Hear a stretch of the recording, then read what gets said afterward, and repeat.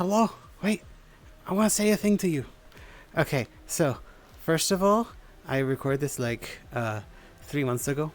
Um, I've just like the things that happened that I'm going to be discussing later, like the 2 hours I'm going to be spending talking, like were still affecting me for a little while. And it was also because I was drinking like energy drinks, so I was like doing too much, and then I was overwhelming myself. But like a week ago, I like hurt myself from doing too much, so it forced me to go relax. So now things are going back to normal because like after like 1 week ago, I just like destroyed my back and I was moving like an old man. It's just like, I have to use both my arms just so I don't hurt that little part in the back. And I'm just like, oh gosh, I've become an old man. Now I know what other people are talking about when they say their back hurts. Funny thing is, I was trying to go do some stretches to make sure that doesn't happen. So I'll have to be even more careful. But yeah, I'll be getting back into the swing of things, but I'm not going to be making like tons and tons of videos.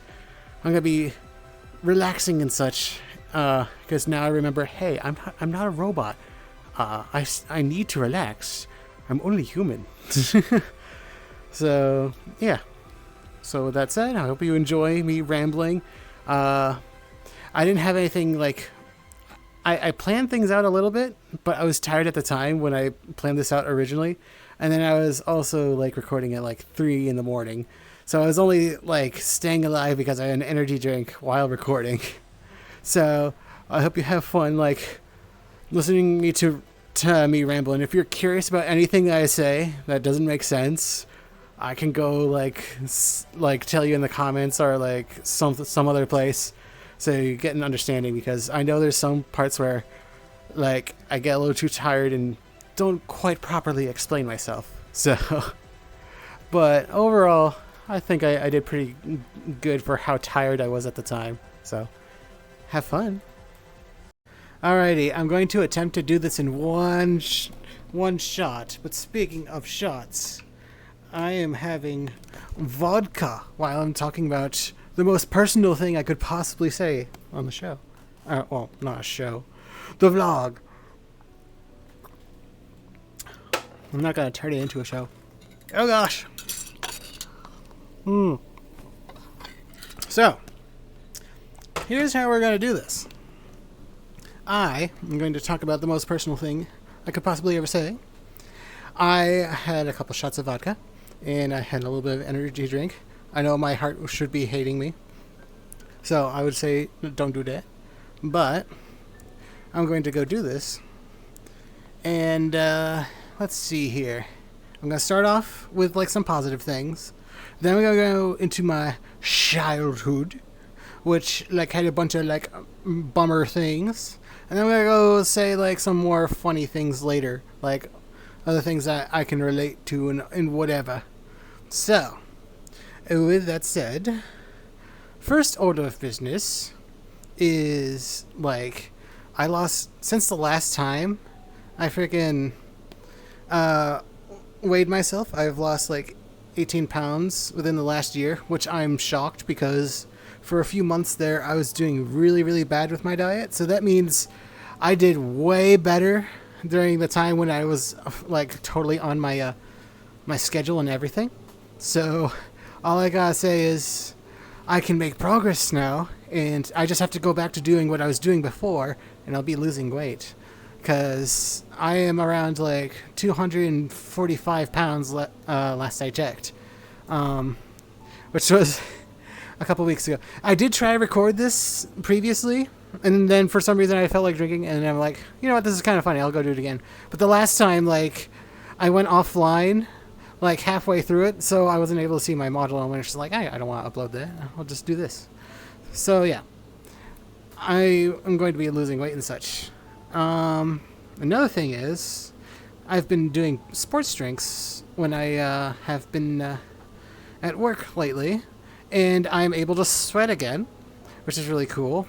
And one thing I thought was kind of interesting is that I'm able to grip things like a lot tighter now, like because my grip used to feel like really weak, but then I started having like energy drinks, and now like I can grip things really hard.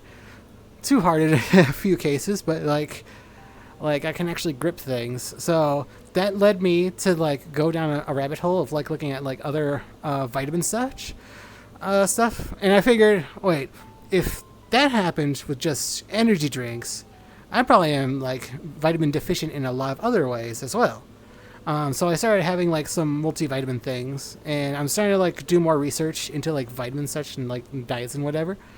Um, so like I started having multivitamin things, and off the top of my head, there's like my teeth are like a lot tougher than they were before because they used to be like super soft, and they've been soft for like most of my life, and I just never knew why. So apparently I might have just been like vitamin deficient and no one said anything. And then like recently, like my brain was like thinking in a much better way.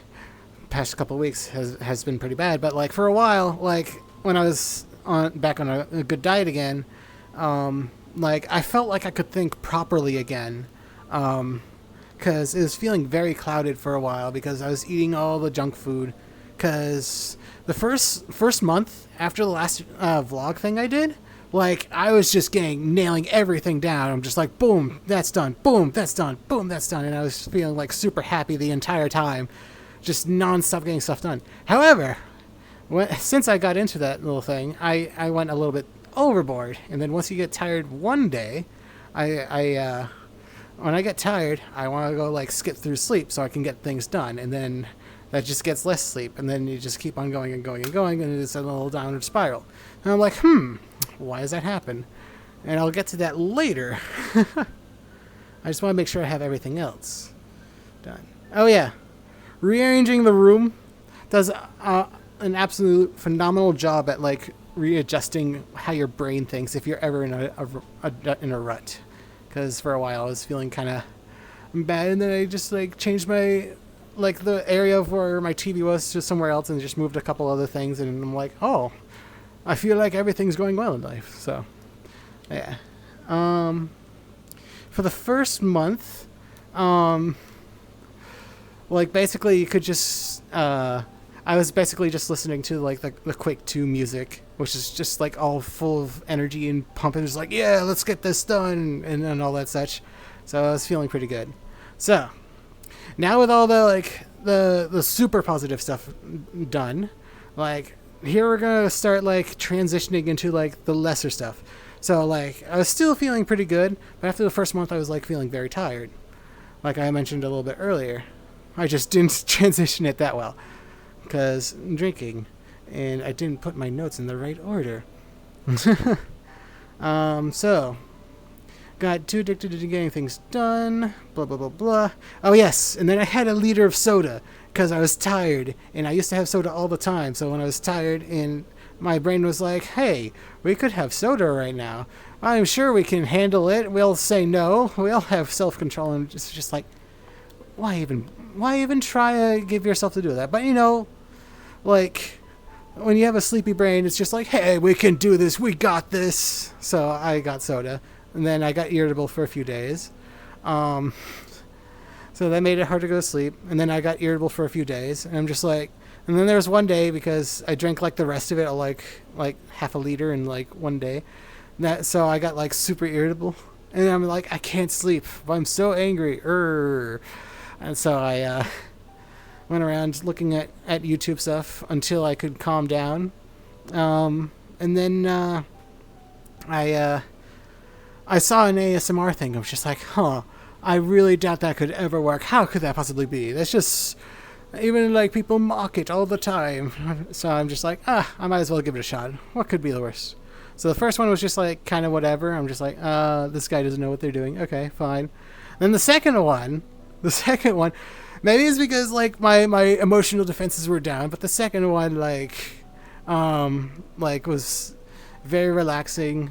And the funny thing is, it was just basically just someone just talking as if you're just hanging out with them. And I'm just like, why is this kind of relaxing? But I'm kind of digging it. And then like they give a compliment. I'm just like, excuse me, I came here to relax. I didn't come here for positive affirmations. And so, but I just kept on listening anyways. And I'll get to that in a second. But like, I was surprised I was actually relaxed, and by the end of it, I fell asleep during the little ASMR thing. I'm just like, wait, what? That happened? There was just a conversation. Is this why people keep falling asleep when they're listening to me sometimes? And then they feel bad later because I don't remember what I was talking about. So I was like, oh gosh, I actually know what it feels like to be able to oh gosh. There we go. What it actually feels like to fall asleep to listening to someone talking, and you're just interested in what they're saying, but you're just so relaxed. So that was kind of funny. So this kind of made me go like, wait a minute, that compliment that ASMR video had. I normally don't feel positive emotions when people compliment me, but I was in an irritable mood, and I felt happy when I got complimented in that video. I'm just like, wait a minute, why is that the case? Oh gosh. And so, because it started to make me wonder about like other things that happened in my earlier childhood. So we'll combine that with like me going, like, because after the first month, I started to go back into bad habits again. And I'm like, wait a minute, these two things. Maybe I do have to go look back at my previous childhood. And then I'm just like, wait a minute, what was it? I don't remember. Like, it's just, it feels like it's been forever. I've been like trying to like hide it from my brain for so long, because when I was a kid, like, it would always make me like cry until I would fall asleep. So I'm like, what could it possibly be? I'm in a very happy mood all the time nowadays. I feel a lot more confident. I'm sure I could be able to handle it if I were to go mess with it now. So that led me to like looking at like a bunch of things. What does this have to say? Let me just make sure I'm up to date with my notes here. Led me to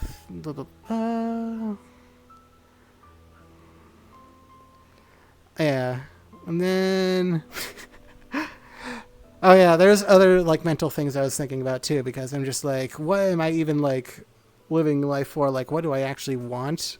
So I was, because there's also things where it's like, yes, I'm doing good things, but like during that month I was playing a lot of Smash, and I'm just like, what if I'm like playing too much Smash and people are like neglecting their responsibilities in life because of me, because I'm playing Smash, and I'm like, oh no, is this a bad thing? Should I be playing Smash at all, or should I be doing something else? Because I mean, you can make time, but some people will find any excuse to go avoid their responsibilities. So that was like a little thing I was thinking about. And during all of this, like all of these little like thoughts up in the head, like it was just like so many gray areas of like what I should do and what I shouldn't do, and like what do I like. So around that time, Guilty Gear came out with a new character called Bedman. So the theme is weird because, you know, Bedman's weird as fuck. But like in general, like it's like all about like gray areas, but it's like there's only one thing that'll be true. I'll make sure like you're happy and such. So I basically had that song on repeat for like the second month, because I know it's been 4 months since I did the last vlog, so I'm just mentioning that real quick. So that's how my brain was like thinking during the second month. Let's see. Yeah. Oh, dang it, I got my things out of order again. But yeah, because after that first month, I realized I was like missing my upload date, which is why I started thinking about all this stuff. So, after all that, since I was like going into a super like detective mode on like why I do the things that I do, like trying to really analyze why I make the decisions I make, because that's always interesting. Philosophy. So I was looking at a lot of psychology videos and such. And since I was like doing like one character per month in Smash, one of those characters was Sonic, because, you know, I like going fast. And who's faster than Sonic? So I was playing Sonic in Smash. So because I was looking at Sonic, and I was looking at psychology, there is there was a video talking about like Shadow, and like he's a representation of the Übermensch from like Friedrich Nietzsche's philosophy. I'm like, oh well, I guess I'll have to go look at this. I remember thinking Shadow was really cool when I was growing up. I guess I'll go look at that. And then after that, I looked at E102 Gamma, which represented something else. I forget what it was, but yeah, because I also love Gamma a bunch. So since I was starting to look at like Sonic stuff, even more things came up that related to Sonic, and one of those things was a green character fighting Sonic. I'm like, wait a minute, who is it? Who is that? Is it green? They're fighting Sonic. I can't tell from the thumbnail, but is that Scourge? Is that Scourge? Oh no. So I clicked it and it was like, oh wait, it says Surge. Oh, very different character.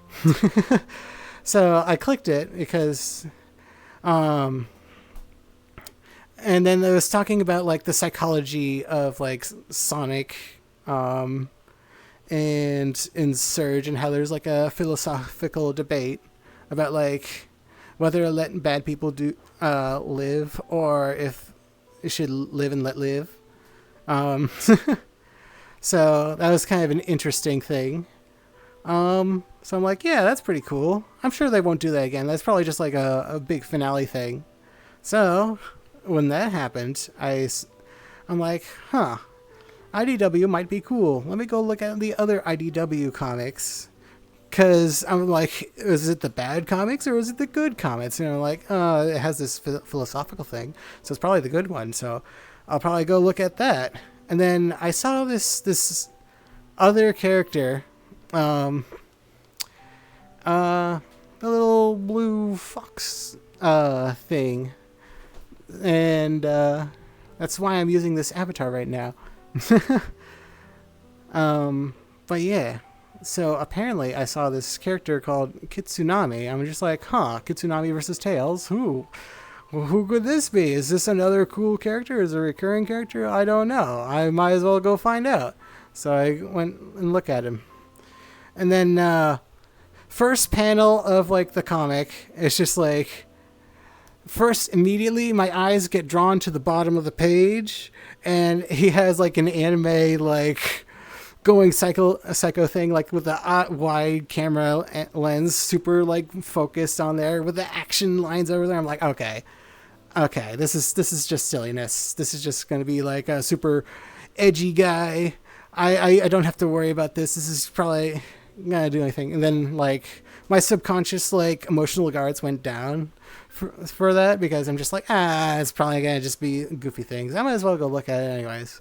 So then like the second page, like I'm like, oh, that I can relate to that. That's kind of funny. Yeah. And then like another thing he said, I'm like, oh yeah, I relate that to that too. And then like, oh shit, yeah, that's a bit much. Okay, you can stop now. Oh gosh. So that was kind of like that. And then like it basically had like a big like opening up the dam, because it's just like kind of like reminded me of like all the things of when I was a kid, because he just like constantly kept like saying things that I have said when I was growing up, and I'm like, oh gosh. So it was a bit much. And it's kind of interesting because like the way that Tails and Kitsunami talk to each other, it's like my adult self talking to my kid self.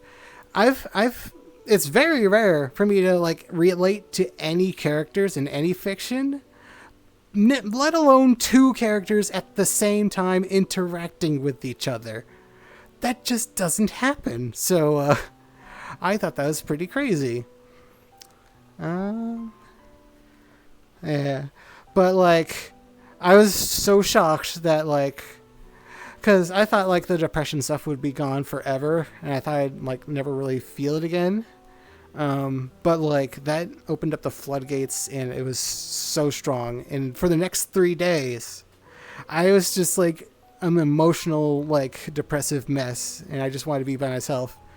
And then I realized, like, for the first 3 days, like I wanted to like separate myself from everyone that I knew. I'm like, so like on the third day, I'm like, wait a minute, I'm doing that thing again. It's gonna go back all again. No, I can't do that. And then I started blasting like Biken's theme. I'm just like, then I just got into a good mood after that because Biken's theme always makes me feel good. So yeah, because I have friends that I can depend upon now. It's not like I was when I was a kid. So yeah. Should I mention this? Ba.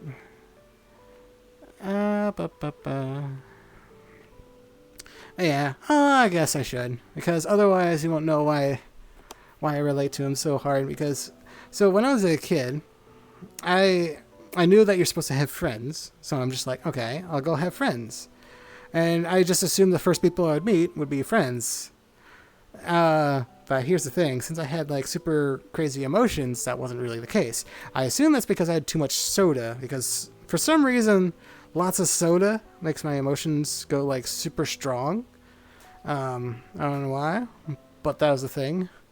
Cause so like it attracted a lot of kids that liked making other people cry. So I was just hanging around them, and since they were my first friends, I'm just like, huh. This must just be the normal thing that friends do. They're just kind of like riffing on each other. That's just a normal thing. It really sucks. I don't want to do it to them because I don't really feel like doing that. But hey, that's just the thing. So, yeah, a lot of things weren't too great. So, there's like 5 or 6 close friends. Let's see. 3 of them were the type that are like try to be like super charming, and they were all poor kids, so they would always try to like steal things from me whenever they could, but they sometimes like to reveal like secrets. So that's one of the reasons why I don't ever have secrets, because they'll just make me feel bad later if I do tell anybody. So yeah. And this is like one of the reasons why I'm doing like these vlogs, because like this is just things that happen to me. It's probably gonna happen to someone else, so I feel like it could help someone else if they're going through anything similar to me. But also like I don't have to like worry. Oh no, what are they going to think? Sort of thing. If I don't have any like big secrets, you know.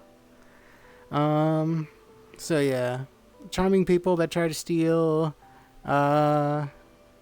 always thinking I was kind of stupid.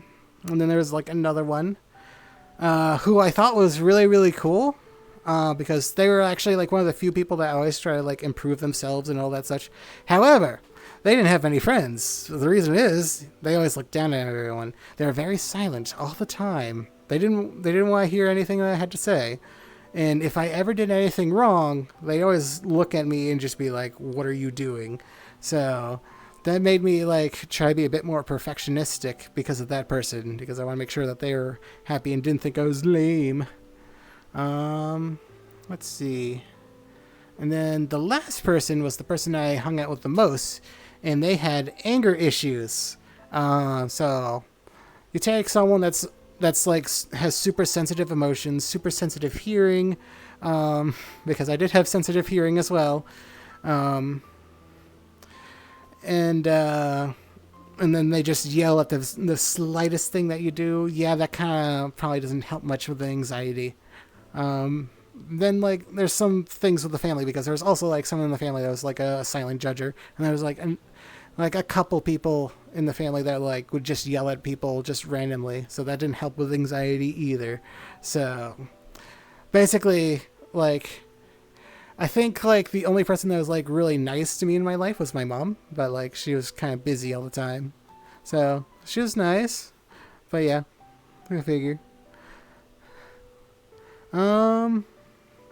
Yeah, Because other than that, I can't think of anyone that like really helped me out that much when I was growing up. So I basically was learning most of the things in life just by myself. So, yeah. Let's see here. Oh gosh, I should have had more notes. What happened here? Okay. Well, at least I have it in my head right now. So, because that's just like the people thing. This is also why I love video games so much. Because for a long time, like, I couldn't really feel happiness for most things. There's sometimes TV shows could make me feel happy, but there's like a lot of like TV shows I didn't really care for. I mean, I remember liking lots of documentaries, and I like watching Twilight Zone because they always made you think. There was like so much like junk food type shows when I was growing up that I just didn't care about, like a lot of TV shows. So I always liked the thinky types. So I could view the world under another lens and be like, part of that was because I'm like, what am I missing? Why can't I like this world? But yeah, so eventually I would stop watching TV because I felt like I wasn't really doing anything. That's where video games come in. The first video game I ever played was Super Mario Brothers, and that felt like like paradise when I first played it because emotions were super crazy sensitive and all that. So I basically was like, okay, I love video games. I'll do everything in my life based around video games. So I decided to go beat every game because I have them. Might as well go beat them all. And then since I only had like 16 NES games at the time, I'm just like, I'm getting kind of bored. Maybe I'll go replay them a little bit. So I think that was around when I was 6 years old. Then like 2 years later, I'll get into PC gaming. MechWarrior 2 and Quake 2 were like the two games I got like addicted to, at least for a year. I don't know how long it was, but it was at least a year. I was just swapping between the two of them. It might have been 2 or 3 years actually. And then just like sprinkling a little bit of other PC games in there from time to time. But the reason why I mentioned those is because since like MechWarrior 2 is like my first PC game, like the original time I was recording this, I'm like, didn't change my worldview that much. But like I was looking back at like MechWarrior 2 footage since I did the failed recording, and I'm like, wait a minute, maybe this actually affects my life a bit more than I thought, because like all the ways that people were treating me, like in real life, like. Like the training instructor at the beginning was just like being like super hard on you. It's like the typical drill instructor kind of thing, hurling insults at you, like degrading you constantly all the time. But of course he's a little bit funny. So since I was a kid, I thought the funny things were okay. Like, I think the funniest thing that he ever said is like, "You have successfully done what I've told you to. You're like my dog." And I should introduce you to each other or something like that. So that was just kind of funny. But anyways, like most of the time he's just insulting you when he's not doing a joke. But like it was really hard because like I haven't done a PC game before. So I'm like, looking at the controls for MechWarrior 2, it's a lot more controls than on a lot of PC games today. So it was probably like super, super hard. So once I get to the very end where he's like, I'm proud that I can call, like, I put you through some shit, but I'm proud to call you a mech warrior. Congratulations, or something like that. I forget exactly what he says, but something like that. So basically, that made me feel so good because that's like probably like one of the few compliments, like genuine compliments that I got when I was a kid. So I'm like, that justifies like all the behaviors of like everyone else that was treating me the way that I was when I was a kid. So I just thought that was just going to be like a normal thing. So I would always try to do my hardest to like perfect everything that I could and always improve because of stuff like that. So, yeah. Let's see. Yes. Then we cut to, like, I mean, of course, when you're always trying to be, like, perfectionistic and trying to, like, always be the best that you can possibly be, of course, that's going to, like, cause massive anxiety, especially when you got people that yell at you for the slightest thing. So, I didn't, that made a lot of anxiety. So, I didn't really talk unless if I had to for a lot of, like, friendships. So, safe to say I didn't really like other people when I was growing up. Once I got to, like, when I was 19 years old, like, I actually, like, met up with some people, like, from online. So they were pretty good, and they knew people that had, like, anxiety, but, like, I only met them every, like, now and then, just, like, for meetups and such. One of them actually dragged me to a furry convention at one point. I'm like, oh, gasp. And it was I wouldn't say it's the greatest idea. The first 2 days, I was just kind of hiding in the freaking, like, rooms. And then on the third day, I'm like, you know what? I'm tired of being bored sitting in this goddamn room.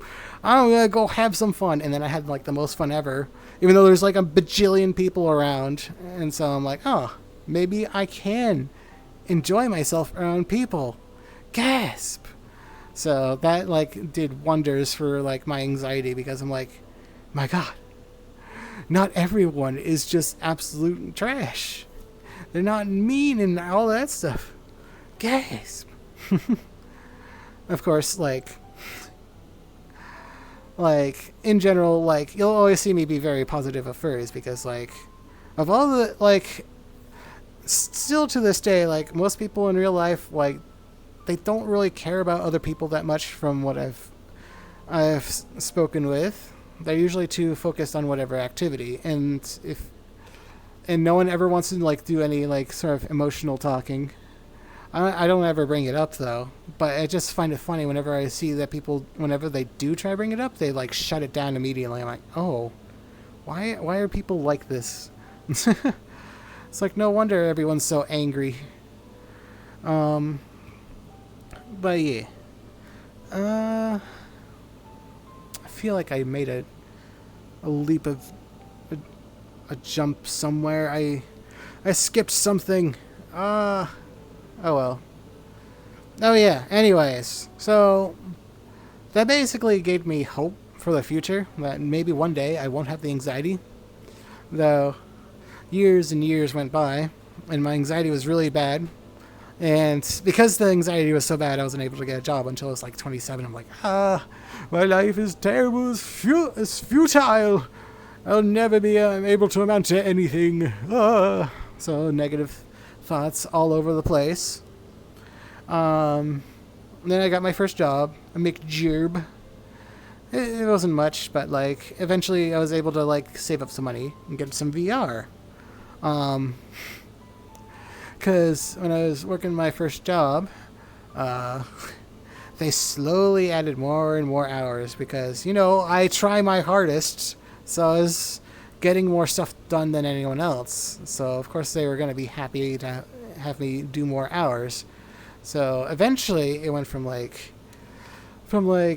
part-time to full-time, and then I was working 60 hours. But here's the thing, when I was working 60 hours, I still had to go take care of the house that I was in because no one else was there for a little while.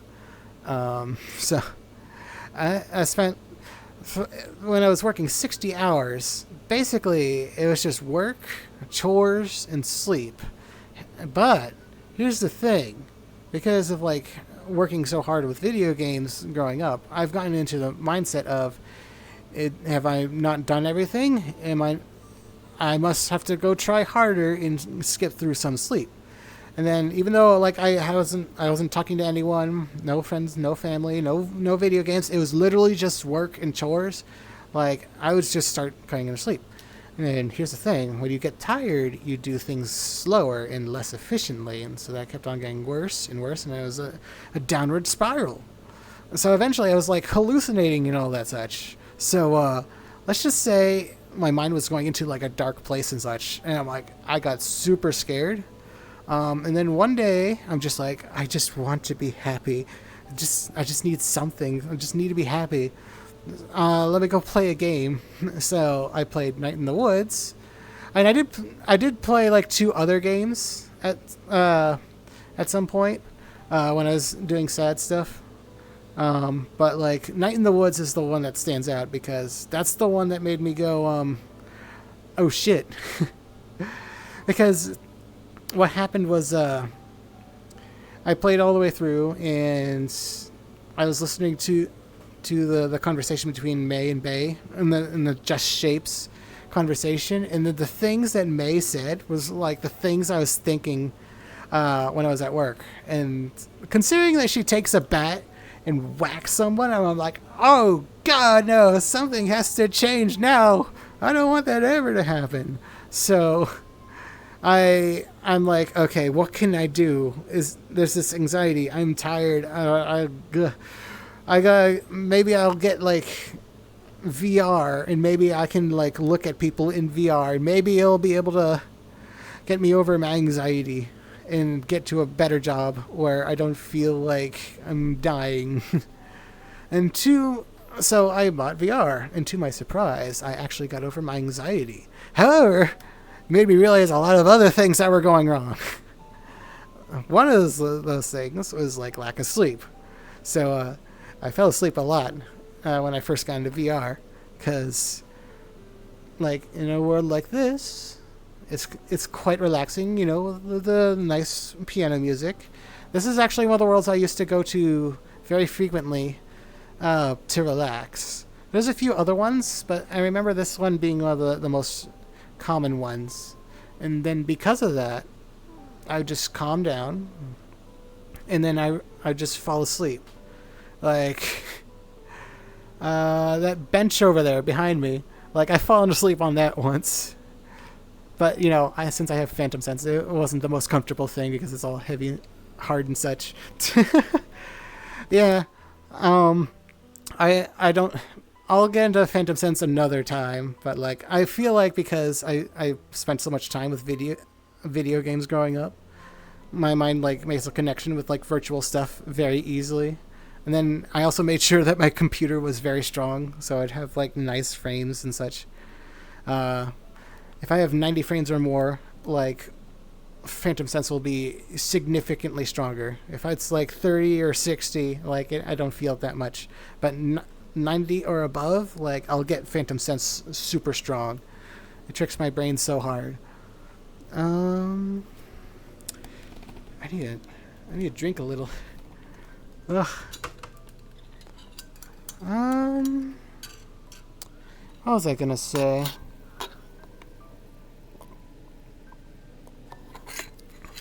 Oh yes, my drunken brain. But yes, by the way, I don't drink alcohol that often. It's usually for special occasions only. I'm actually breaking my rule once because I don't think I've ever broken my only special occasion rule. But, you know, I feel like this is a special occasion because I'm talking about my childhood. That's kind of important because it's kind of like the reason why I do the things that I do. I mean, I've pretty much told you everything so far. But, like, I got over anxiety through VR because I would try to push myself, and this was like a safe place, basically. Because I'll go talk to people, and then if my emotions were like too strong, I'd go to a world like this. Funnily enough, the world Murder, which is a funny name for trying to get over anxiety, but like Murder was like a perfect world because you're not expected to go talk to people, but you can talk to people. And if you ever feel too uncomfortable talking to people, you can just run around a corner and just be like, I'm looking for clues. Oh no, you might be the murderer. Oh, I'll have to go over here. So you can always run away at any moment if you ever felt like uncomfortable. So that did wonders because when I first got into VR, like because I was working 60 hours in a stressful environment when I'm like hallucinating and all that such, like, because I never talk to anyone at work because we're all too busy working, like, basically the subconscious mind just kept on like pumping out the negative like emotions constantly. So this is one of the reasons why I say we need to bring like everyone else up so we don't feel that, because, you know, anyone is capable of doing that with enough like negative stimulation. So it's just like, ugh, it's kind of scary stuff. But yeah, like I could go on a long list of reasons for like why you should always be nice to other people. Of course, don't take shit. Be careful. Protect yourself and such. But yeah. Let's see. What was I gonna say? Oh yes. So I was playing Murder, and then like eventually I would play it enough where like eventually I would start having conversations with people, and then eventually they'll just bring me into another world, and then we'll just have a conversation there, and then like over time I would just get more comfortable and more comfortable around other people. And sometimes I would just fall asleep around other people, so I just felt so comfortable. And now I feel happy being near other people. Like I'll feel comforted just by the case that there's someone else around me. So I've become social. Gasp! Who would have thought? I thought it would never have happened. That I would have gotten like over my anxiety. Because I was probably 29, 30 when I got VR. Because I didn't get it for the first couple of years when I got VR. But I got the original Vive when I first started. Which is really kind of funny because when I first was in this world, the original Vive had like a nasty screen door effect. So it's all black. Like the little grid all over the screen. But yeah. So, let's see. VR. Oh, yeah. And since I was getting more social. Sorry if I'm going all over the place. But, like, since I was getting a lot more social and such, I was learning a lot of, like, life lessons and, like, nuances to everything that, like, people were never going to say. Because in my town, like, people are very quiet. If I go to, if someone comes from another town that's really talkative, or like I go to another town that's talkative, like people will tell you things. But in my town, like people are very silent. They won't tell you anything if something is wrong. So that was, it wasn't that any help for like me growing up, you know. So yeah, I was learning a lot of things from other people, and just like all these different things is like why life feels like I'm actually playing on normal mode or maybe even easy mode. It's not quite easy yet. There's still a lot of things that I still struggle with, and I'm gonna work on that. But like, it doesn't feel like the world is falling apart at the seams. And, like, nothing will ever be able to be done, and no matter how hard I try, like, when I was, like, growing up. Because I felt like everything was pointless, everything felt bad, and then now will just be the way life is forever. But, yeah, it didn't have to be that way. Oh, sorry.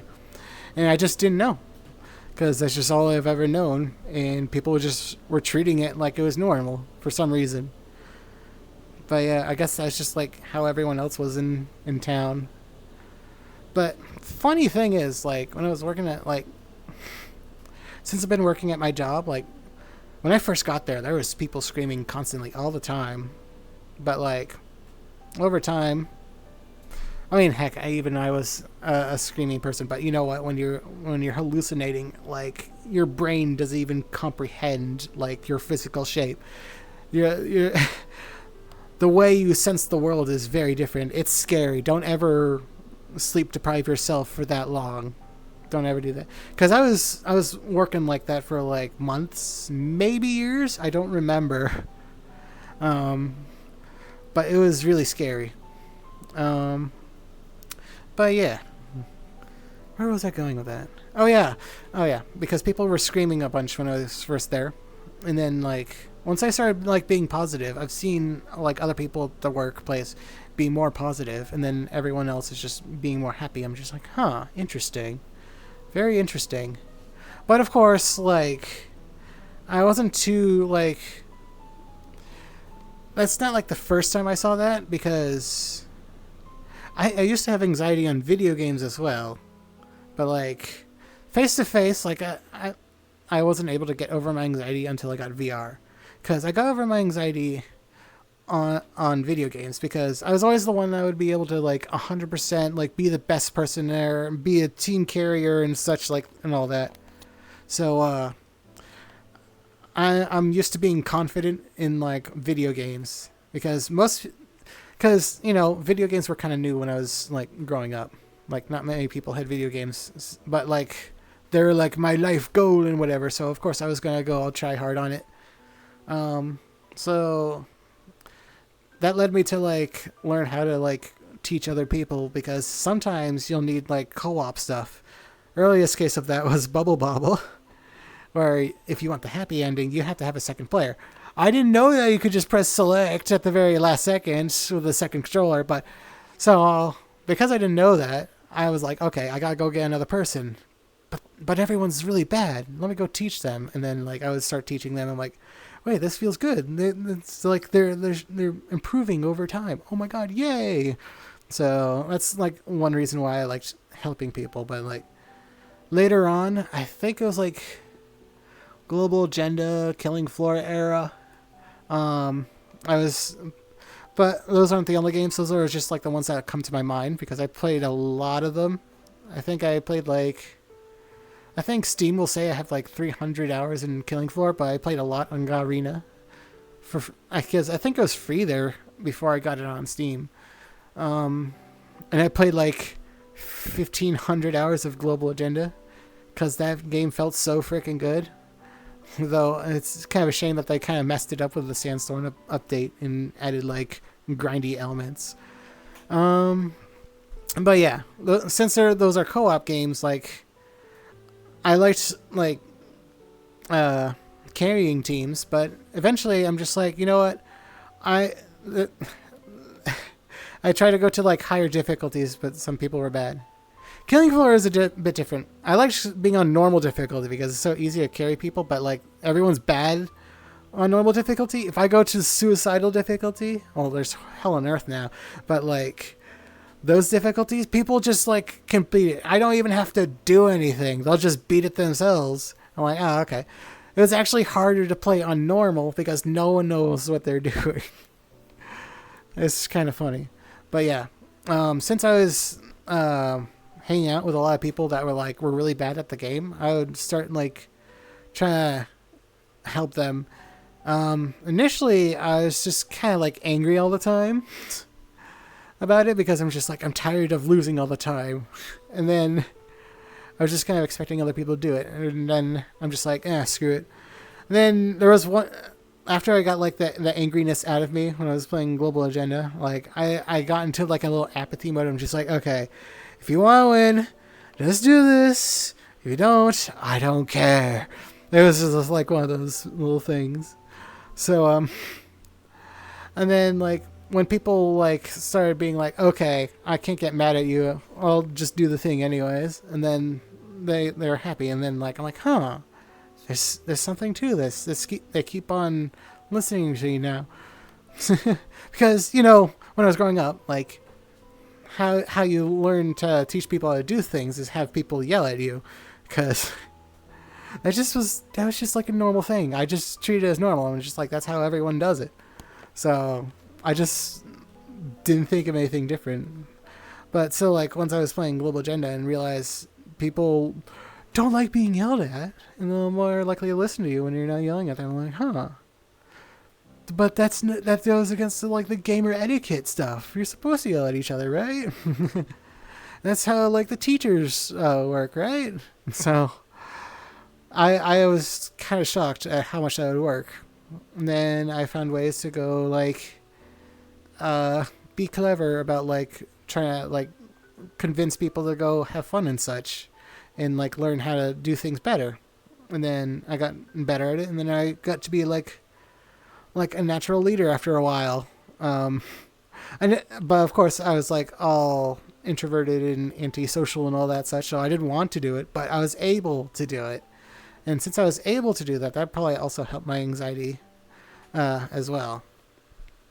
But of course, my anxiety was still like at a maximum peak when I first got into VR because, the hallucinating part, like that was like at the worst of the worst. So of course I was feeling insecure as heck when I first got into VR. Like if someone else was in the room, I'd just go around the wall sometimes. It would just be super hard to like talk to anyone at all. So yeah. If you ever see me like suggesting VR to people, there's a reason for that. Of course, now that I've said that, do have to be careful. Like, not everyone is the nicest person, and especially if they're people that haven't been hanging out with like nice people before.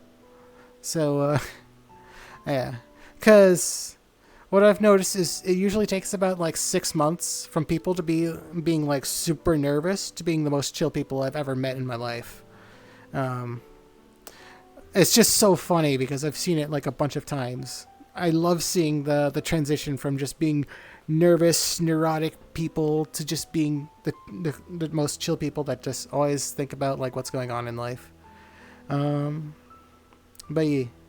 And I need to go spend more time in VR, and I have not been doing that for like the past year or so because I've been playing like normal video games. And if I oh my god, I can hear it in my throat. Ugh. Talking so much with this alcohol.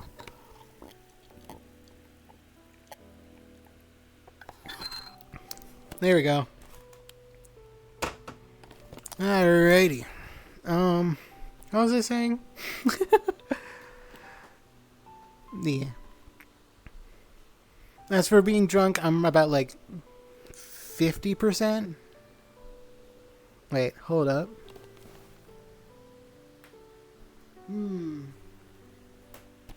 Yeah, I don't have the strongest drunkenness.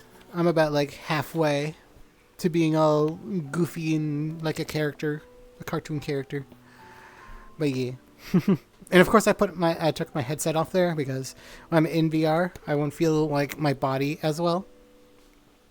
I don't know why, but my body, it's harder to tell things about my body. Like, that's actually kind of a thing because if I'm feeling pain anywhere, like I could just put on the headset and I won't feel it that much or at all. Except for headaches. Headaches, it'll be even stronger. But I'll tell you if headaches, like, yeah, go figure. What was I talking about? Oh gosh.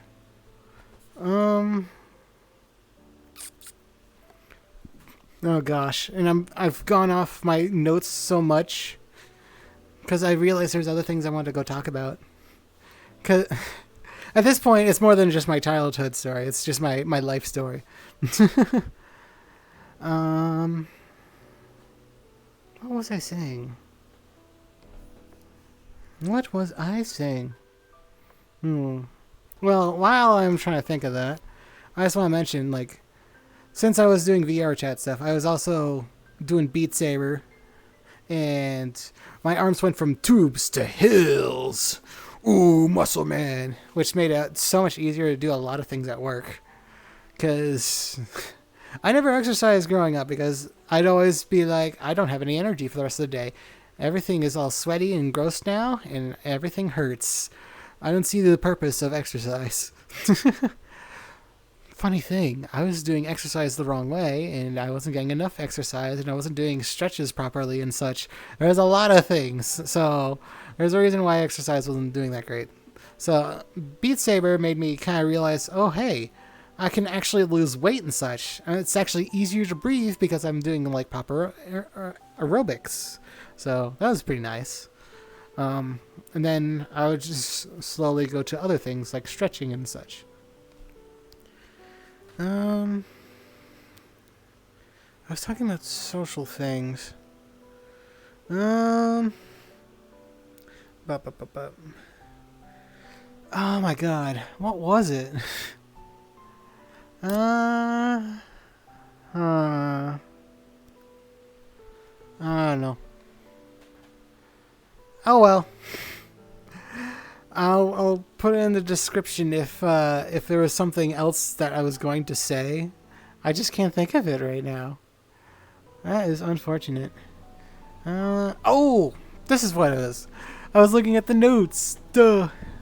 So basically, after all of that, like, I was getting better and better over time. And since the past like year or so, I've been out of VR for a little bit. I was getting off my schedule a bunch. I'm just like, why am I getting off my schedule? Especially since like this past 4 months, and then I started doing the detective work and the little story I was talking about earlier. So yeah, one of the things I realized is, of course, this is like self-diagnosing sort of things. So take it with a grain of salt, because if you've done any research into psychology, philosophy, such, you know that self-diagnosis is not reliable for many reasons. But I realized one of the things that I do is cognitive bypassing. It may be something else, because there's a few other things that are very similar to cognitive bypassing.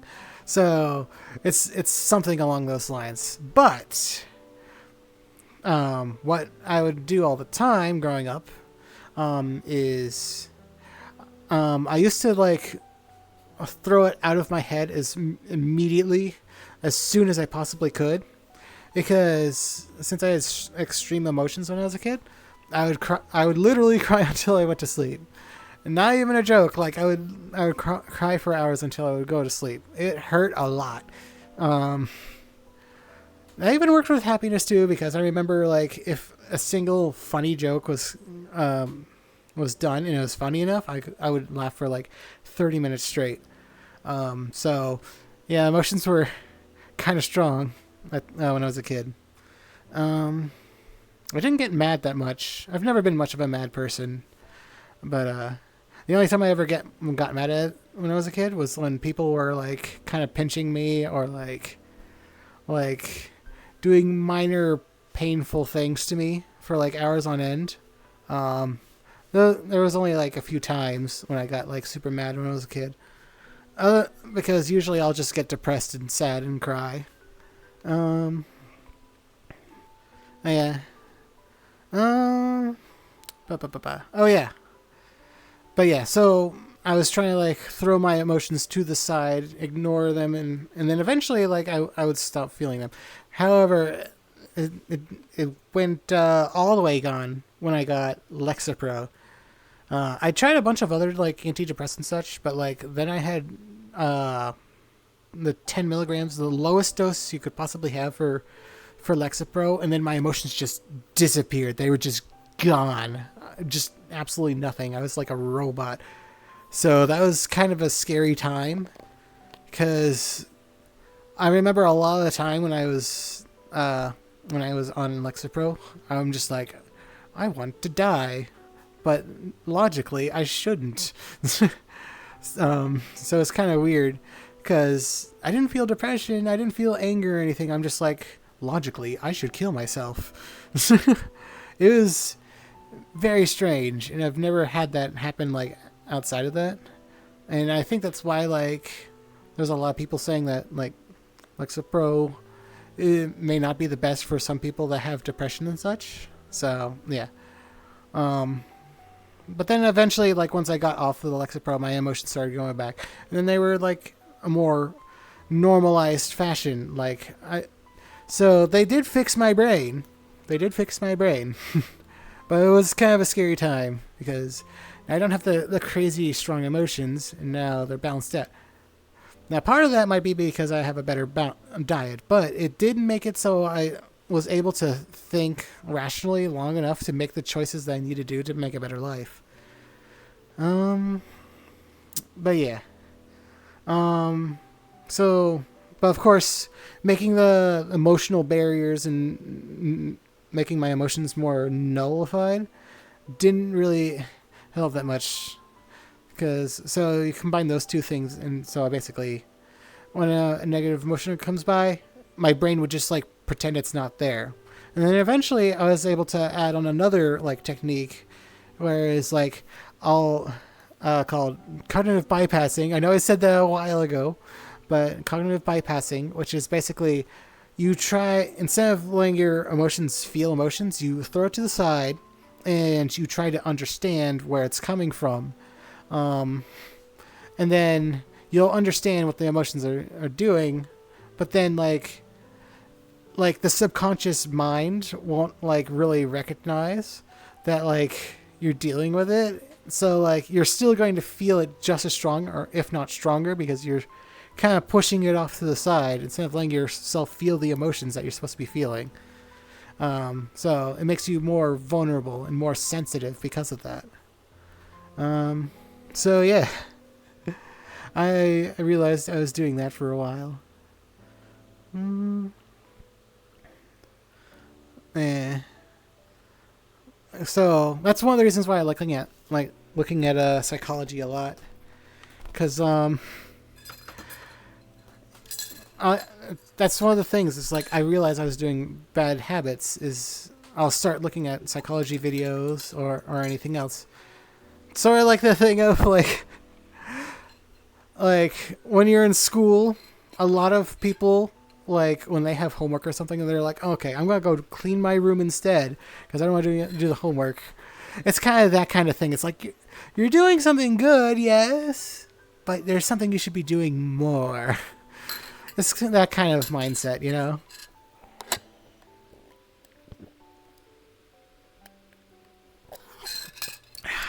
Mmm. Yummy yum.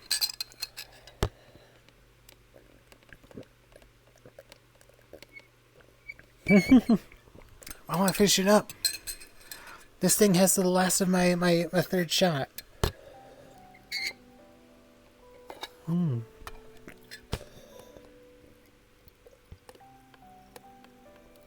Mmm. My gosh. I have not been in VR enough lately. Nope. There it is. Yeah, I was just looking up and I'm just like, oh yeah, that's right. My brain does get thoroughly tricked. I've just been looking at this flat screen right here, so I haven't been thinking of the VR that much.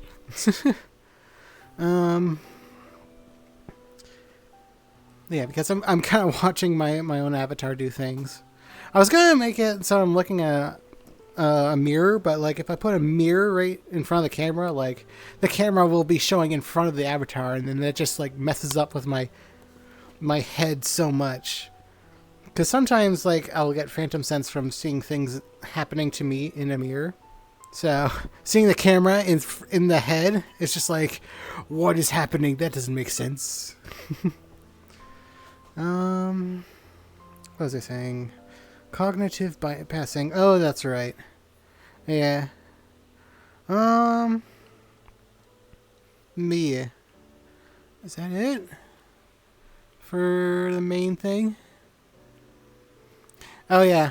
So basically, once I realized I was doing cognitive bypassing, I realized, like, anytime, like, I start falling off of my schedule, like, it's me trying to run away from something. And I didn't realize like how frequent that would happen. So now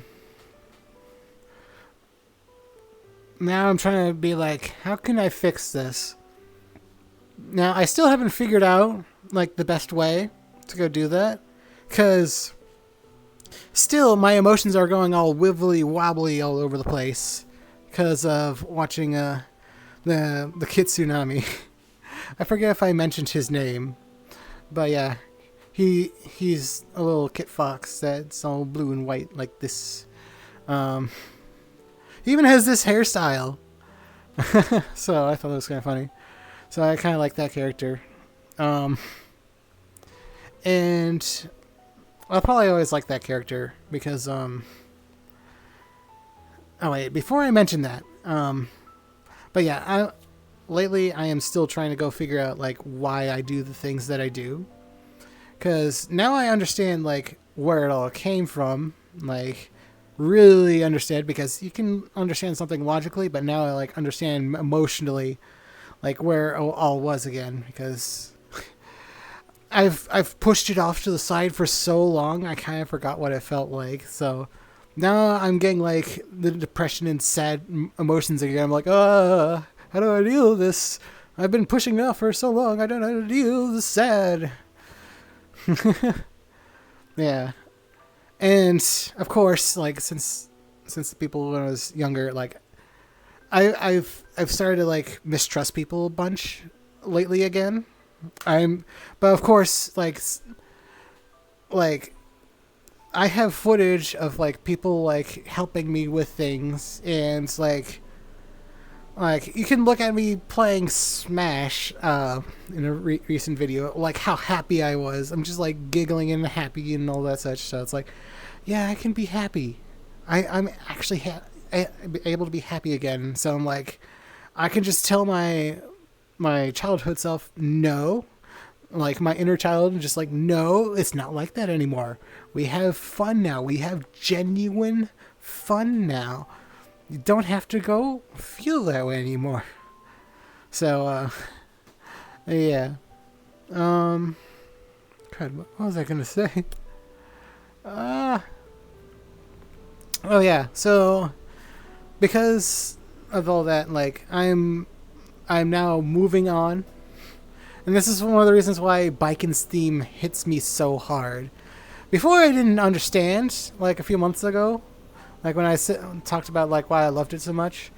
Now I like truly understand it, and now like anytime I'm feeling bad and feeling down, I just play Biken's theme and boom, I'm just like sudden burst of motivation and just happiness. I'm just like going because I have friends now that like I care about and they care about me.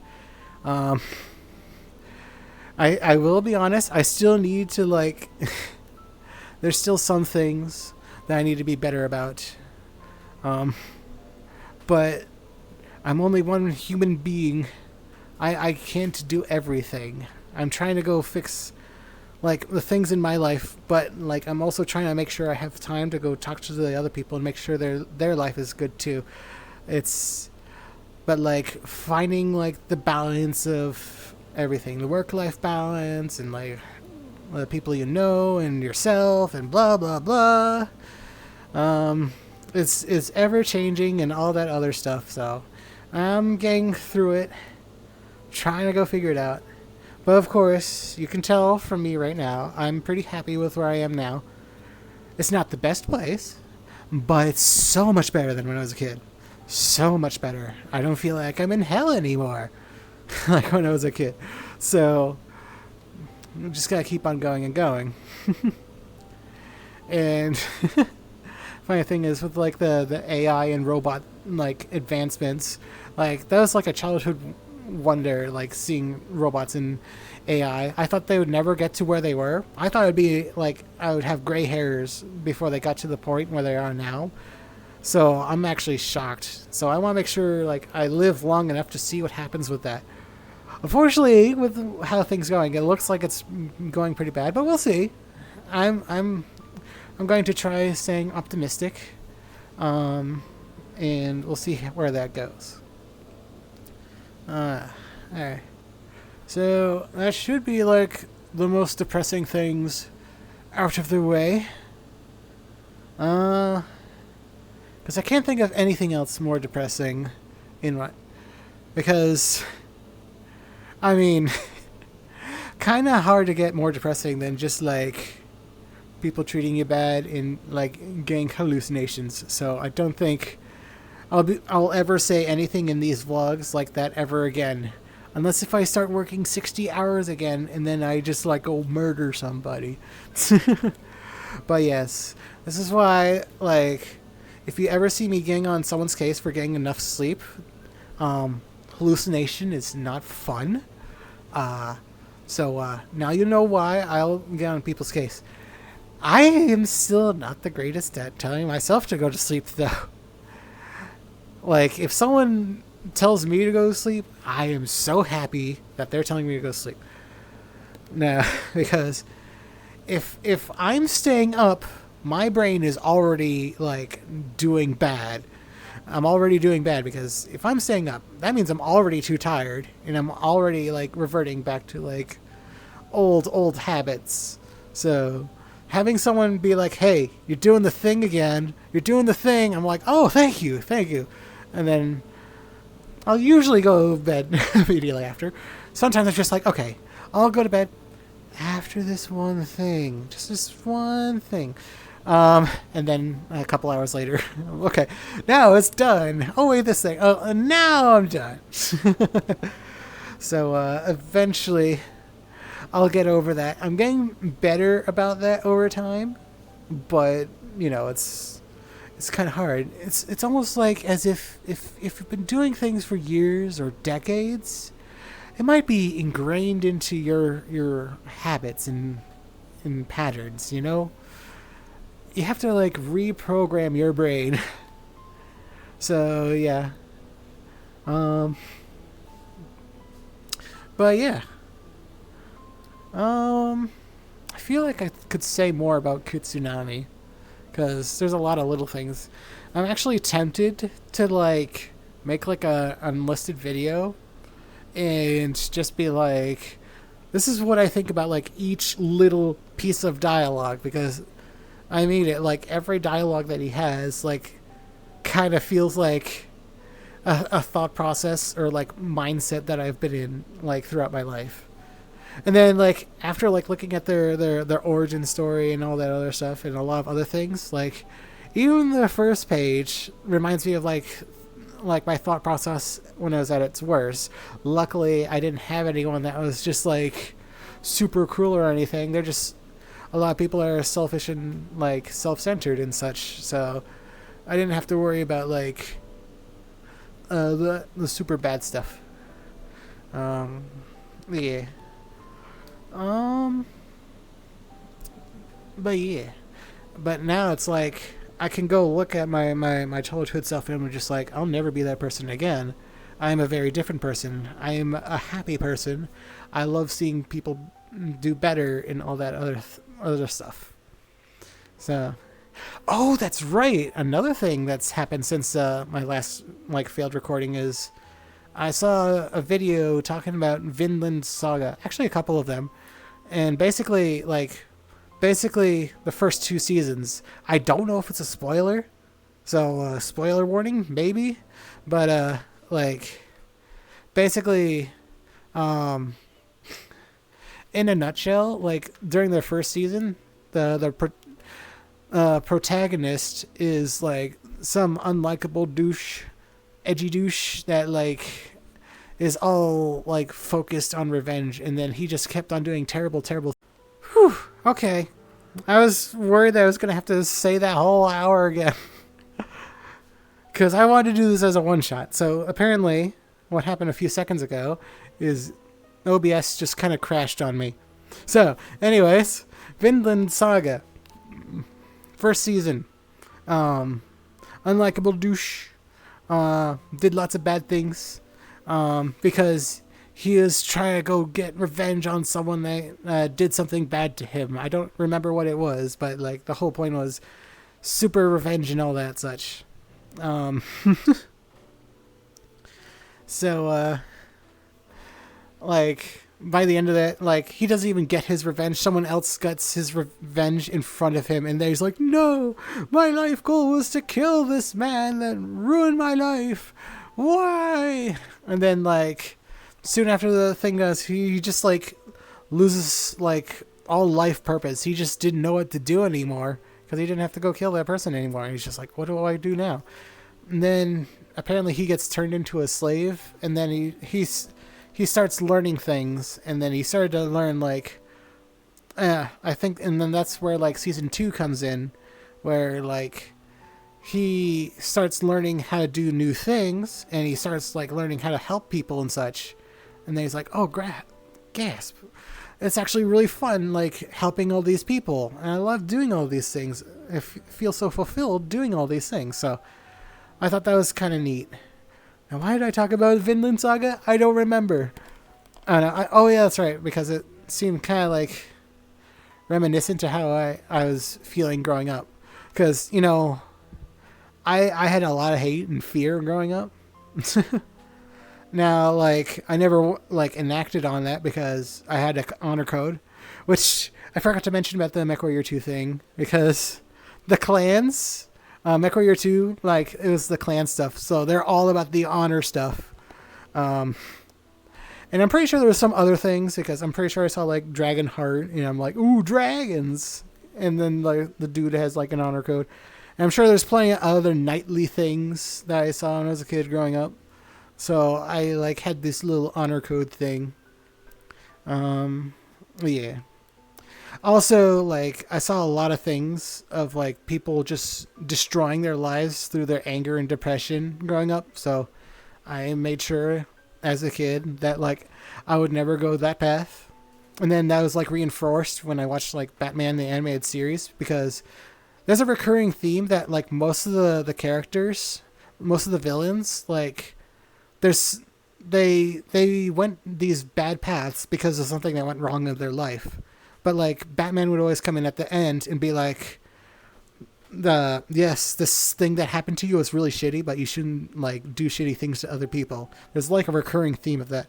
And of course the only character that's not like that is Joker, but like Joker's like the main antagonist to Batman, so he gets an excuse to do like the terrible things.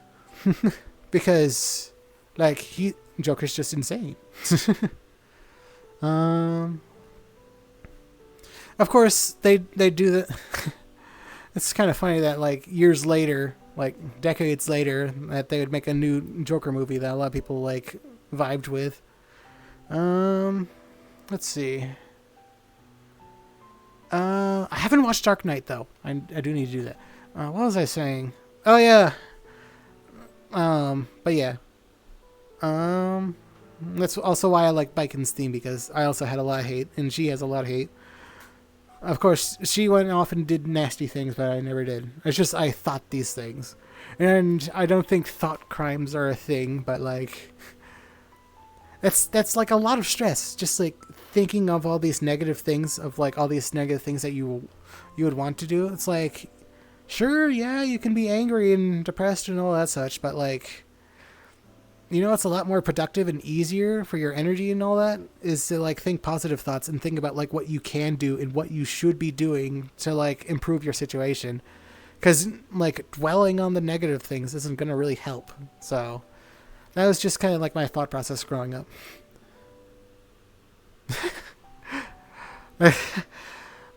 And now I guess I'll transition this into like other characters that I've like related to.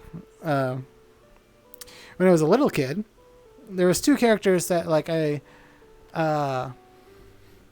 really vibed with. Petrie, and I think it was probably just the first movie because I didn't watch much of it, but like I remember him being like nervous as heck, and since I had a lot of anxiety, that was a thing.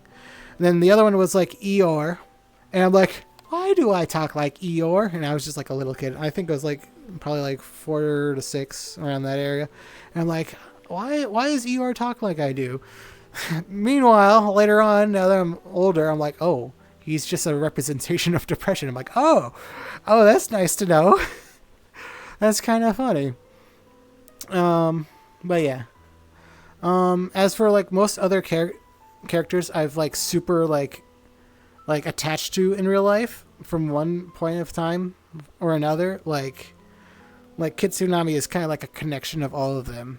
Like Mewtwo, like he's got a similar thing of like he was created to go like as like a weapon to go destroy things, and like he the creator to even have like the best interests at heart. So like that's a very similar thing to Kitsunami. And then Lucario has like a very similar thing where he feels betrayed by someone that was like trying to teach him how to do things. However, like Lucario is a lot more positive. Whereas Mewtwo just like, even though like he saw like an act of compassion from Ash, like he still feels like humanity as a whole is really terrible by the end of the movie, and that happens again in the next movie. So while I love Mewtwo a lot, um, I don't I don't like playing him in Smash because every now and then if I'm having a bad day, like if I look at Mewtwo and I go play him, like that'll get me into the bad emotion. So as much as fun as it is to play Mewtwo, and like when you main him, it's like he moves so well. I'll never main him because of emotional reasons. Um, Lucario, on the other hand, is a lot more positive. Because like, because eventually, like he realizes that like it was people like that didn't really mean it in the first place, and like it was just a misunderstanding. So he gets over it and tries to do things well, anyways. So, also like Lucario was like the first thing that cracked my shell of like not hiding your emotions, because I used to be like super try hard, train all the time sort of thing, but like there's a couple of moments in the Lucario movies, especially like the spa scene where he's like, "Hey, Sir Aaron was just like, hey, yo, Lucario, fucking chill, bro. Just come in the spring with me. Just relax." And he's like, "No, I can't. A warrior or whatever can't ever relax." And then he's just like, "Dude, bro, just get in the water. Just get in the water." And then he gets in the water. He's like, "Oh shit, you're right. This actually does feel nice." And then he starts to like relax and such. So that kind of like hit me like really strong, because early in the movie he's like, "I don't want any friends." So, because that's something I always said all the time, and I've never seen any other character up until that point in my life like say anything like that. So that kind of hit me really hard. So that made me a bit more like open to emotions, because there's a few other mannerisms that Lucario did that like I related to. Yeah. But of course, like Mewtwo and Lucario, like it's only in the span of one movie, and it's sort of like a singular betrayal. It's not like a whole thing; it's just a singular betrayal. So I'm just like, okay, they're kind of throwing hissy fits, so it kind of nullifies it a bit, but like they still do the thing. Now, one person that's probably been like betrayed many times.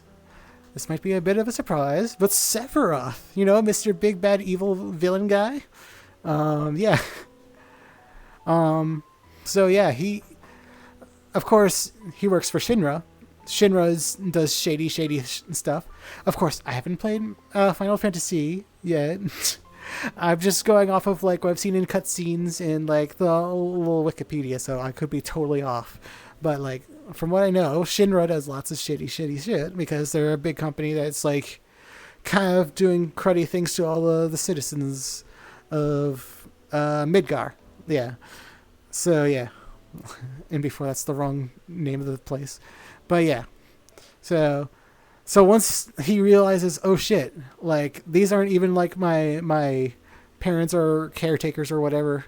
There's actually like a big scary monster thing that we've been killing this whole time. What the heck? I've been killing my own kind or whatever, because like supposedly like Sephiroth is like a big family person and trying to do the good thing. So that's kind of interesting. And then in I think it's Chronicles or something like that. I have it on the Switch. I should know this. And I haven't played it yet either. I want to play the original one first. But yeah, in that one, like he feels betrayed by Angeal and Genesis, were like the closest two people. And if those are like the only two close people that you know, and they betray you, and then you realize like the people that like that created you are also like kind of like lying behind your back. It's like, I don't blame Sephiroth for kind of like going like, fuck this planet, because even though like Cloud's like, hey, what about this planet? You should let all these people live. It's like Sephiroth's probably there's like, oh yeah, you really want to say that? After all the people that have deceived me for my entire life, you think I'm going to believe you? So yeah, I kind of really dig Sephiroth about that. And I totally didn't like him before I even knew that, because he looks really badass. I don't know, something, because there's another badass character that I've always liked is Alucard. I don't know, there's something about like long gray hair, black coat, and then just like having things go fly behind them that seem really cool. But yeah, let's see. And I did have like I was gonna make a whole list of like other characters that like Kitsunami kind of like reminds me of, because he's like a collection of things, whereas like all these other characters are like little things. But yeah. Oh yeah, since we're talking about Sephiroth, I guess I should mention Griffith as well, because I don't know if I mentioned this in the previous vlogs, but like I remember like watching the 1997 anime, and I'm just like watching. I'm like, how does this good person become evil? Like, he's doing so many good things. I'm sure he turns into a completely different person by the end of it. And then at the end of it, like, I'm like, oh wait, he's still kind of the same person. So that kind of messed with me. Because, yeah. Interesting. But of course, like, that's probably like the point of the character. Because I don't think I've seen a whole lot of characters where they try to take like good traits of people and then try to spin it into a negative thing. So maybe that's why like he caught me off guard so much. But yeah. Yeah. I'm thinking about if I should say anything else. And then there's some people that are like Griffith, because there's a lot of people that like. There's some people. Griffith did nothing wrong. No, not quite that much. Like, of course, Griffith did was wrong at the end. I won't say what it is if you don't know. If you don't know what happens, spoiler alert. Even though it's heavily alluded to at the very beginning. But yeah, definitely go watch the 1997 one. I hear the manga is the best way to go see it, but you know, I know manga takes a while. Not everyone has that time. 1997 can also take a long time, but like there is the movies, but I recommend not watching the movies because there's no build up. It just gets the main things done. You gotta have some sort of build up. So I would suggest not watching the movies. The movies are great if you're like rewatching things and you just want to get like the gist. But if you're not like revisiting the story, I suggest not like watching the movies. But yeah.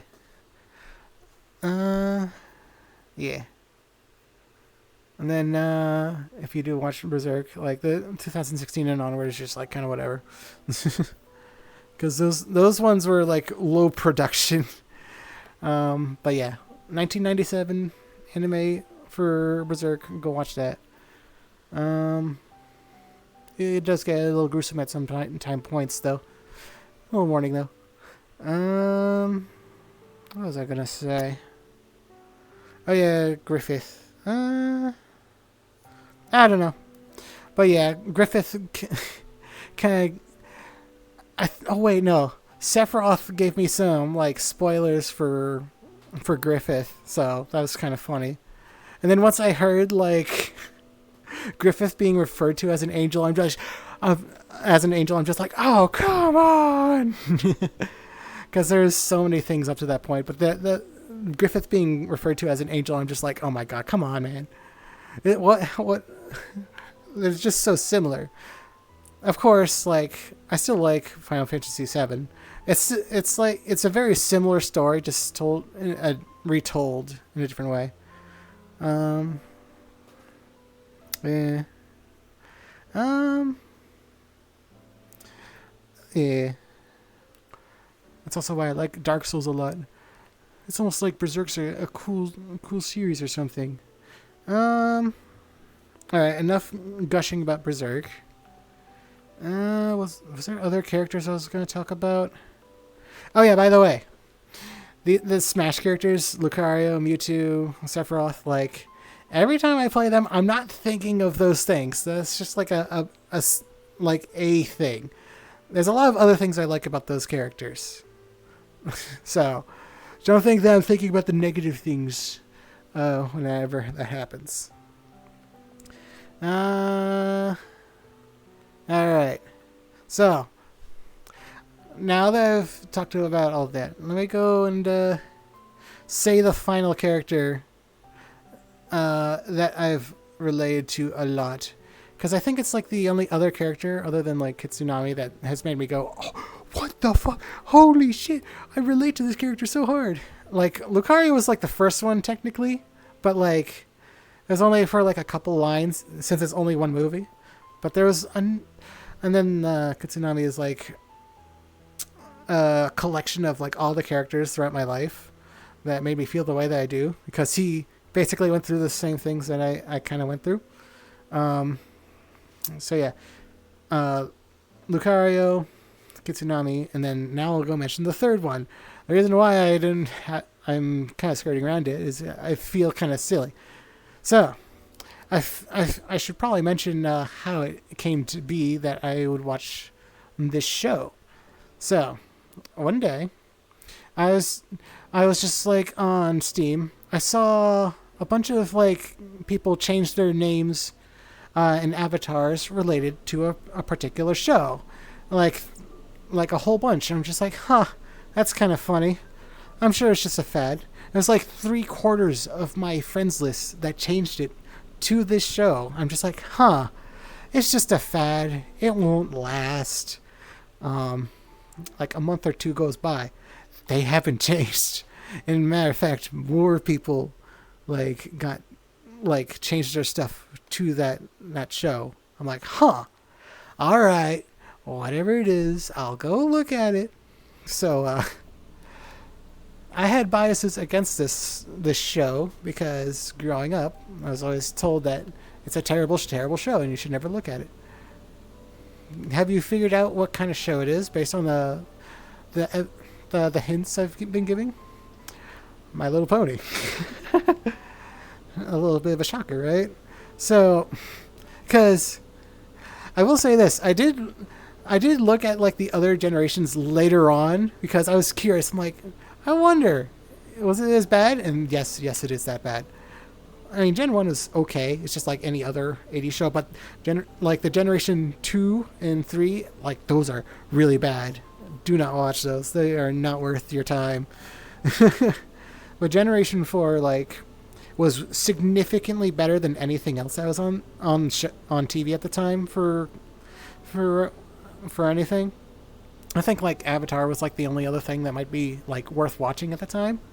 But like when like My Little Pony came out around, it was just everywhere on the internet, just absolutely everywhere. I'm like, okay, I'm watching it. First episode, which was like a 2-parter, like it was bad. I'm like, okay, that's bad. Okay, we can go past it. But even though it was bad, it did introduce the characters. And then there's one character that I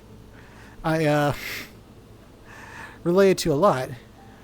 It had a very strong first impression. So, Fluttershy. I guess you probably know where this is going. So basically, when Twilight goes up and says hello to Fluttershy, Fluttershy squeaks. I'm just like, what? She squeaked? Only I do that. Because I've never seen anyone else do that. I've never even heard of anyone else doing that. So I'm like, what the fuck is going on? And then like, there's like a few other like mannerisms that she was doing that like I was kind of doing when I was growing up. Because here's the thing about the little squeak thing. It basically happens when you get so much anxiety that like your throat starts choking. It's like, ah! And then it gets so constricted that like all that comes out is a squeak. So yeah. Yeah. So I basically watched the show because like pretty much anytime Fluttershy came up, like I related super hard to like anything that she did. Not everything, of course. I don't know how to do knitting. I don't know how to take care of animals that well. I've wanted to. I don't. I don't know stuff about that. So yeah, but pretty much everything else other than that, like I was relating to her a lot. It was kind of funny because like when I was hanging out with one group of friends in real life, we were like, for some reason the My Little Pony stuff got brought up, and then they were all like debating on who they were going to be, who they were, and then I'll just never forget it because like I'm like I just timidly just like asked because I had massive anxiety at the time. I timidly asked like, who would I be? And then just all of them just like a little bit like of an elevated voice all at the same time. You're Fluttershy. I'm like, what? Oh, okay. So I thought that was kind of funny. But yeah, I would go watch it over the years, just as something because, yeah, I wanted to go keep up with it because there was a lot of other friends that were like super into it, and I'm like, okay, sure. And then there was like some sort of life lessons. Some of those life lessons were for adults. Once they realized, oh shit, there's a bunch of adults watching this, they're like super into this. So they did kind of do that. Yeah. I will say this: if you ever do watch it, and you want like a different spin, like a comedic spin on it, go watch like videos by DWK on My Little Pony. It's just so funny. Some of the videos that he made on it are like kind of bad, but like there's some other ones that are like kind of clever. He gets more clever as he goes on, but then he has like a few like random episodes. So, but like some of them are really funny. The funniest one that I can think of off the top of my head is like when Fluttershy's brother comes in, and I won't mention anything about that. But yeah, let's see. Let's see. Oh yeah, and then as time went on, like character development in the show, which was kind of nice, which I find kind of funny because towards the end of the show, like Fluttershy, she's still, I mean, there's still some after effects of like getting over anxiety, but like she's so done with everyone's shit at the end of the series, because that was kind of how I felt at the time too. So that was just kind of amusing to me. I still haven't finished like the final season of that generation though, so that makes me feel bad. And then from what I've heard, like the 5th generation is really terrible, so I haven't even watched that. But yeah. But yeah. But yeah, I don't know what it'd be like to go watch that nowadays because, you know, as with any sort of like franchise, it's kind of fun to like grow up with it and you see like all the little in jokes that everyone has with each other. So it could have just been anything, but yeah. But yeah, Fluttershy is one of the reasons why I knew like I had anxiety, and then because of that, I realized, oh shit, that's like how much of a problem it really is. So, if I didn't watch like My Little Pony, I don't know if I would have realized in time that like anxiety was affecting my life as much as it was. I mean, I knew it was like, because when I was first getting a job, like I was struggling, but like. Fluttershy like really put it into perspective because like she's always struggling like quite often all the time, and also because like I was watching like some reviewers of sometimes like it's kind of interesting because some people were like kind of commenting on what Fluttershy does, but it was like things that like people with anxiety do. So I'm like, it was like a different perspective on like that like people never say. So it's kind of interesting. But yeah. But because of that, but funny thing is, I haven't done anything with like My Little Pony in I don't know how many years. So don't think I'm just gonna be like, oh, I'm a Maroni or whatever, because that's just like a thing that happened in the past. I don't really think about it too much. Um, oh God. Ugh. There's one person I hope that never knows that because they'll probably chat my ear off about it.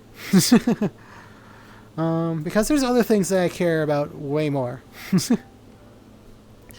But yeah, I guess I'll go mention this because my channel icon is like one of the bats from the show because a lot of people used to guess like what it was from, but like only one person was ever able to guess like what it was actually from.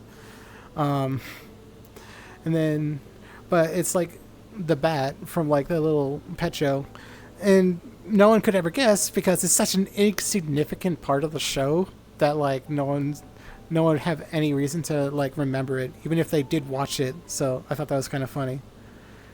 But yeah, I'm mentioning that now because I'm planning on changing my channel icon at some point.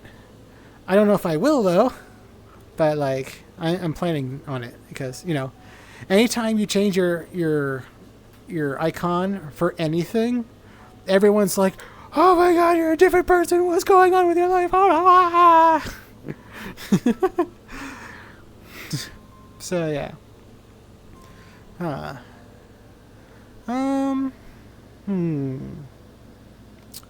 think that's everything I was gonna say.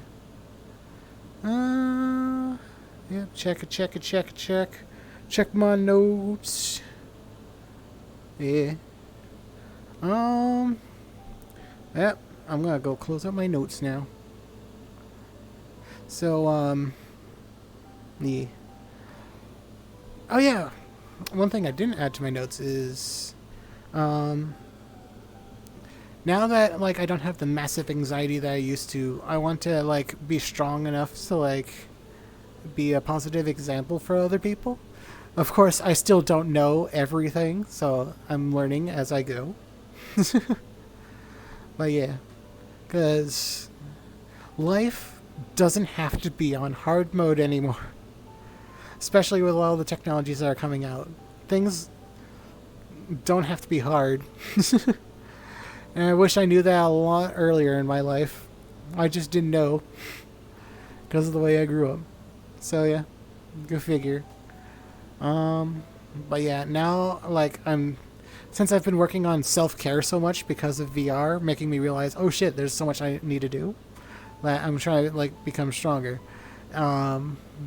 Exercise, dieting, and getting more sleep is all things that helps me a lot. Now I'm trying to like figure out all other life lessons I'm trying to do, and now like I'm trying to realize like what I can do to help other people, because when you have like if you surround yourself with people that you care about, and they're also trying to improve, it helps a lot. Which is one of the reasons why I was kind of afraid of like playing Smash for a little bit, because I'm like, oh no, am I letting them give into their bad habits or whatever? Oh no, am I setting a bad example? They're looking up to me. I have to be strong and blah. And because actually, like, I didn't really mention enough about that part earlier, but like, because for a while there, I'm like, should I not play video games ever again? Maybe just VR only, because VR is like my social like interaction, because it's so much easier to go socialize with people in VR, because you don't have to spend time traveling places, and it's much easier to just like do it on the fly. You don't have to schedule ahead of time. You can just like put on the headset and someone will probably be there, and you go start talking to them. So yeah. So I was thinking about like maybe VR is the only like video game thing, but that is kind of hard because like the way that I grew up makes, because that's one of the things, like being good at video games was like one of the reasons why like I it was like a coping mechanism for like anything bad in life. And since like I was always feeling like shit because my life was hell, like I was always doing video games, and now I'm wondering like, do I stick with video games or not? Because like I realized with certain video games, like like I'll like get into. I'm not even enjoying myself anymore. I'm just like, this is a chore. I need to get better. This is what I must do. Um, you can make yourself have like a fun time improving, like playing Smash, like fighting games in general. Like they're all about the growth mindset sort of thing, and once you get good at the game, like you'll probably be in the positive mindset of like, okay, this is what I have to do. Now I'll go do this. Whereas like a lot of video games, when you're trying to improve, if you haven't like improved in a while, you'll just you'll if you haven't gone into the growth mindset in a while, it can be very frustrating. That's one of the reasons why I like with fighting games. Is it always reminds me there's always something more I can learn. Chess was also going to be like that for a while, but like I've gotten to the point. I'm probably like around like that's like 13 to 1400 rating for chess.com or something like that. I mean, I'm 1400 on puzzle rating, I think, but like I think I'm 1200 for regular playing. But I realized after a while in chess, like there's only so much you can do before you reach a limit. Whereas like fighting games, you're always constantly adapting to the other person, and everyone's like trying to find like whatever they can do to get over like an edge over the other person. So it's just like a little reminder to always like do things to improve. I am not getting distracted by my tail at all. But yeah, there are some other games that are able to do it. Shooting games don't do it that much, because shooting games in general are very simplified. It's point and shoot for the most part. Sure, there's a little bit where like what gun, but a lot of shooters, like it doesn't really matter all that much what kind of gun. For the most part, like usually the most interesting thing is if you get like some sort of AoE gun, but not every shooter has an AoE gun. So it usually like comes down to like knowing the map loadout and estimating on like where the opponent is going to be and which path they're going to take. And then like once you start like getting into team carry mode, and if you're playing against like random groups, like then it becomes a game of like who can carry harder, and like how does like one know how to fight the other one in time. Yeah. But yeah. So it wasn't that much. Rhythm games are also kind of like an improvement thing, but like once you finish it, it's done. Which is also another thing with like Dark Souls. Like once you beat the boss, like there's no more like improving. Whereas fighting games, like you always gotta keep on improving, because even if you beat a person at one point, like they are someone that is also going to evolve and change over time. So you gotta be able to like not be like, this is the one way to beat this person, and that's the only way to beat this person. And then you'll get like stuck into that one mindset. You gotta remember, people change. So yeah, that doesn't happen in shooters that much, because there's a certain play style you should do for the most part, from what I've seen. Of course, there's always going to be some sort of exceptions for certain shooters, but in general, that's my experience with shooters. What other game? Oh yeah, people were dragging me into League of Legends recently, which does have some sort of like fighting game quality to it, but like, my God, people get so angry in that game, and the gameplay mechanics aren't helping anything. Because that's one of the things, like, I originally stopped playing League of Legends because people were so mad that, like, I was just absolutely demolishing the enemy team, and then we just, like, won by a landslide, but they were screaming at me the entire time. I'm just like, dude, what's wrong? I'm building a snowball build. I am snowballing them really hard. What more do you want? But apparently it's more than just like winning, and there's supposed to be like proper things. I'm just like, okay, fine, whatever. But yeah. Of course, I was using Cho'Gath at the time. Um, and they were probably using something that a champion that requires kills more than Cho'Gath, I would assume. But yeah. So I could have been in the wrong, but I don't care. The fact of the matter is, like, we're winning. They don't have even the slightest chance of winning. Why are you still mad? It was so weird to me at the time, but now I know why. But yeah. So I would definitely recommend fighting games over that. You're still gonna get mad in fighting games, but like the reasons for getting mad in fighting games is probably a lot more beneficial, because in League of Legends you're just gonna blame your teammates or like something else bullshit. Especially since like the items like can like if you're not paying close attention to the items or your map vision, like it's very easy to get tilted if you're not paying attention to those things. Especially if you don't know all the champions. Especially nowadays when there's like over 160 if I remember right. So yeah, it's very easy for people to get tilted in League of Legends. So, but yeah, we were playing that recently. I'm just like, okay. Let's see. What was I saying? Oh yeah, fighting games. I definitely do recommend fighting games because I feel like fighting games are like an in-between like video game playing and like real life stuff for like the skills that you have to learn for fighting games. And a lot of the stuff that I've done, all the skills that I've learned from like playing multiple genres like my whole life, like were all like combined into fighting games for the most part. There's a few of them that are exempt from the fighting game genre. Like, for example, like, it's not going to have the same sort of thing like real-time strategy games.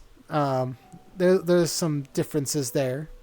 But in general, fighting games, like, combine the most skills of most games. So that's one reason why I like those. But that's why I prefer... I'm still going to prefer VR because social interaction is like a much more useful skill in just like everything than fighting games. But yeah, that's why you'll probably always see me like playing Smash or VR.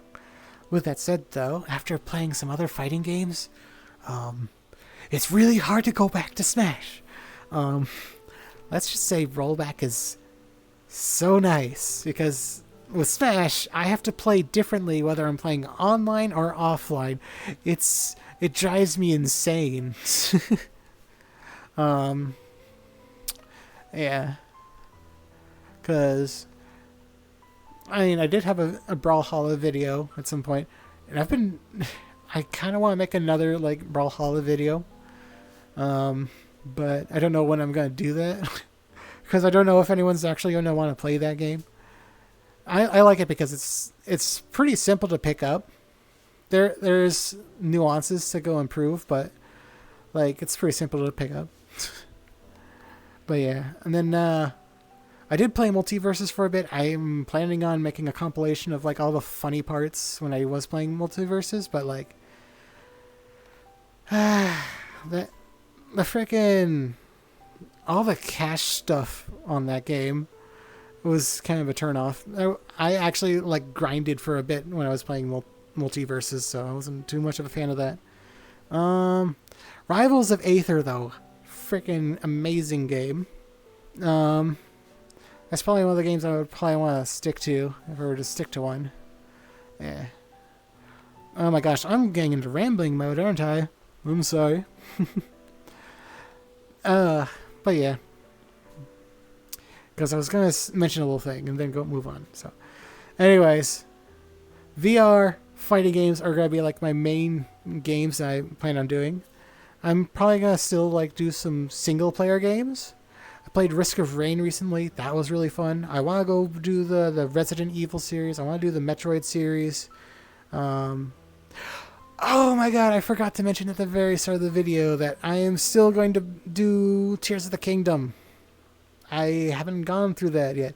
And I still don't know how I'm going to like upload the video because it's so relaxing. So relaxing. And Yeah, there'll be some sort of funny things happening every now and then, but like, it's going to be hard to make a compilation because Tears of the Kingdom takes so much time. So much time.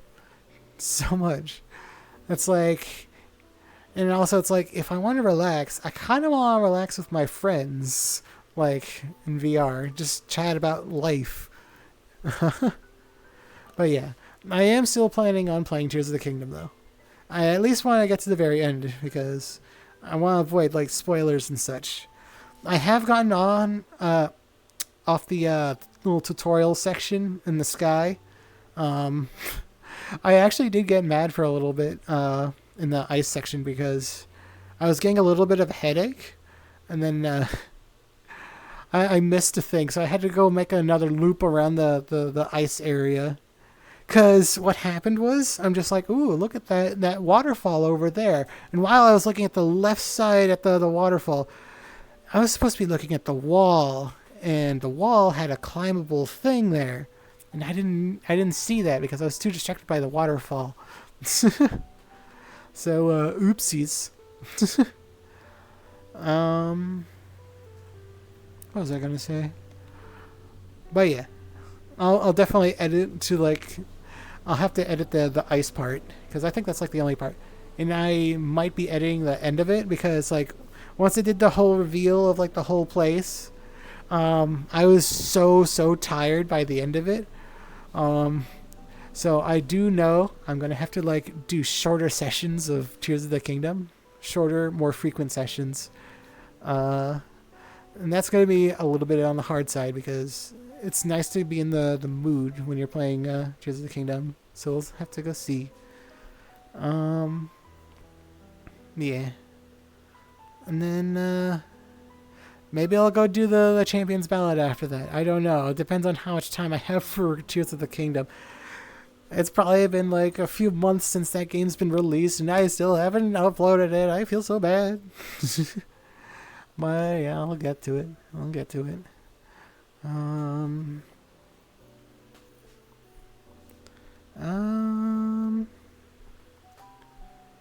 Let's see. Is that it? Tears of the Kingdom. Oh yeah, I think that's it for video games. Oh yeah. And for what I was going to go talk about when I got off on this tangent. This is what happens when you do everything in one take. But yeah, I was worried about like distracting people with like video games when they should be doing other things. I was thinking about not doing video games.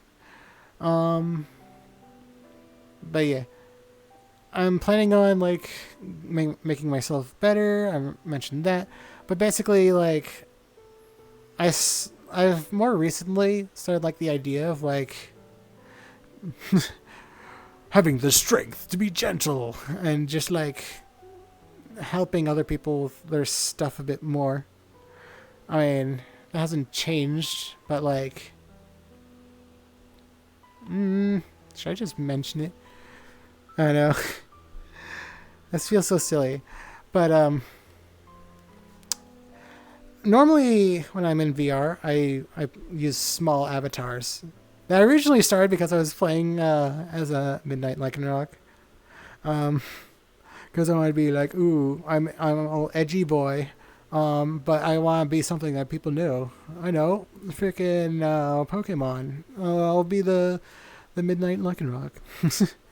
But I didn't realize that he's just like half the height of people.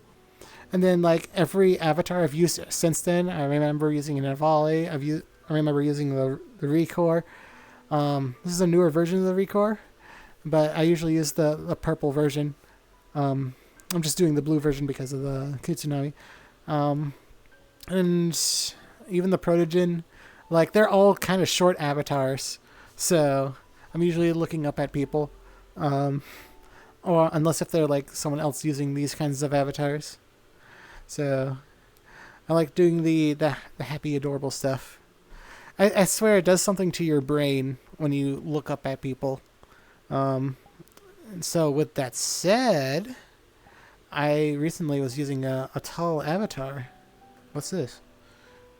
Your photos Oh, okay. Interesting. Neato. But anyways. Or what? Oh, dare. I've been using this one. Yeah. The, what's it called? Mantled Beast. So I kind of like this thing. Because, oops. It kind of reminds me of a few different things. The tall, thin guardian kind of thing. So part of that reminds me of the Chozo from the Super Metroid. Because those are kind of cool. Also, like, the little tall ears, like the long snout and the circle eyes reminds me heavily of like the archers from Samurai Jack, which was a really cool scene. There's a lot of cool like scenes and moments in Samurai Jack. Of course, like the other one I can think of off the top of my head is the little ninja, light and dark ninja battle scene, because that's just like really fun to watch. Anyways, since this is such a tall avatar, like everyone else is still a smaller avatar, and now I'm just like, oh. And so I've gotten used to it. And then like one time, like my foot was spasming because I had the strap on the wrong. I just kind of like, oh gosh, ow. So I went like down like this, and then like I was just like this, and then someone else come by and they're like, hey, look at your paw. I'm in the wrong avatar for it, but there was a logo on one of them. So I'm just like looking down at them like this, and then something subconscious in my brain just like triggered. And then like also like when I'm all hugging people in VR and such, like I feel like, I'm a big protector kind of person. So I'm like, I kind of like this. So I kind of want to be like, kind of like a leader type person for like once I get better at everything. Of course, I'm still learning and getting stronger, smarter. But eventually I'll get to there. But yeah, that just gave me kind of a thing. With that said, though, like I am 6'2" in real life, so I've already had those feelings in real life because I'm usually looking like either looking ahead or looking down. Like there's like only one person that like I have to look a little bit above. They're like the second most highest boss person at my job, so that's a thing. But yeah.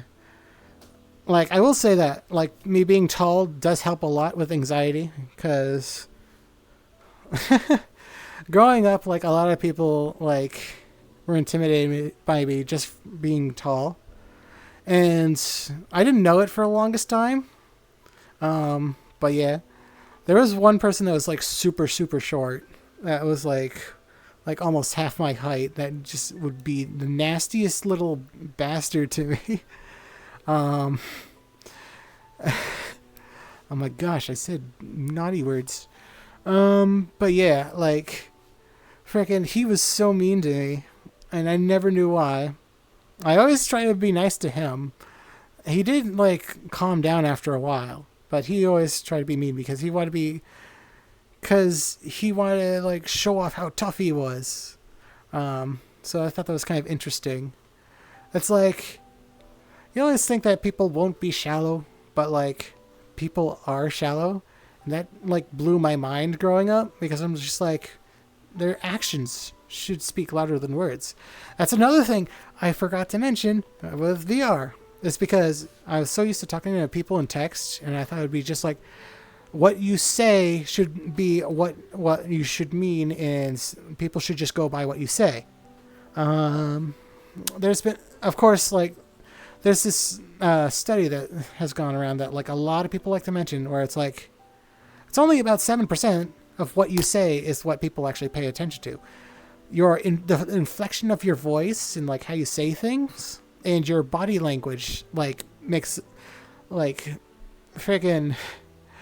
up so much more of what people remember of, like, what you're saying, and, like, how people think about what you're doing.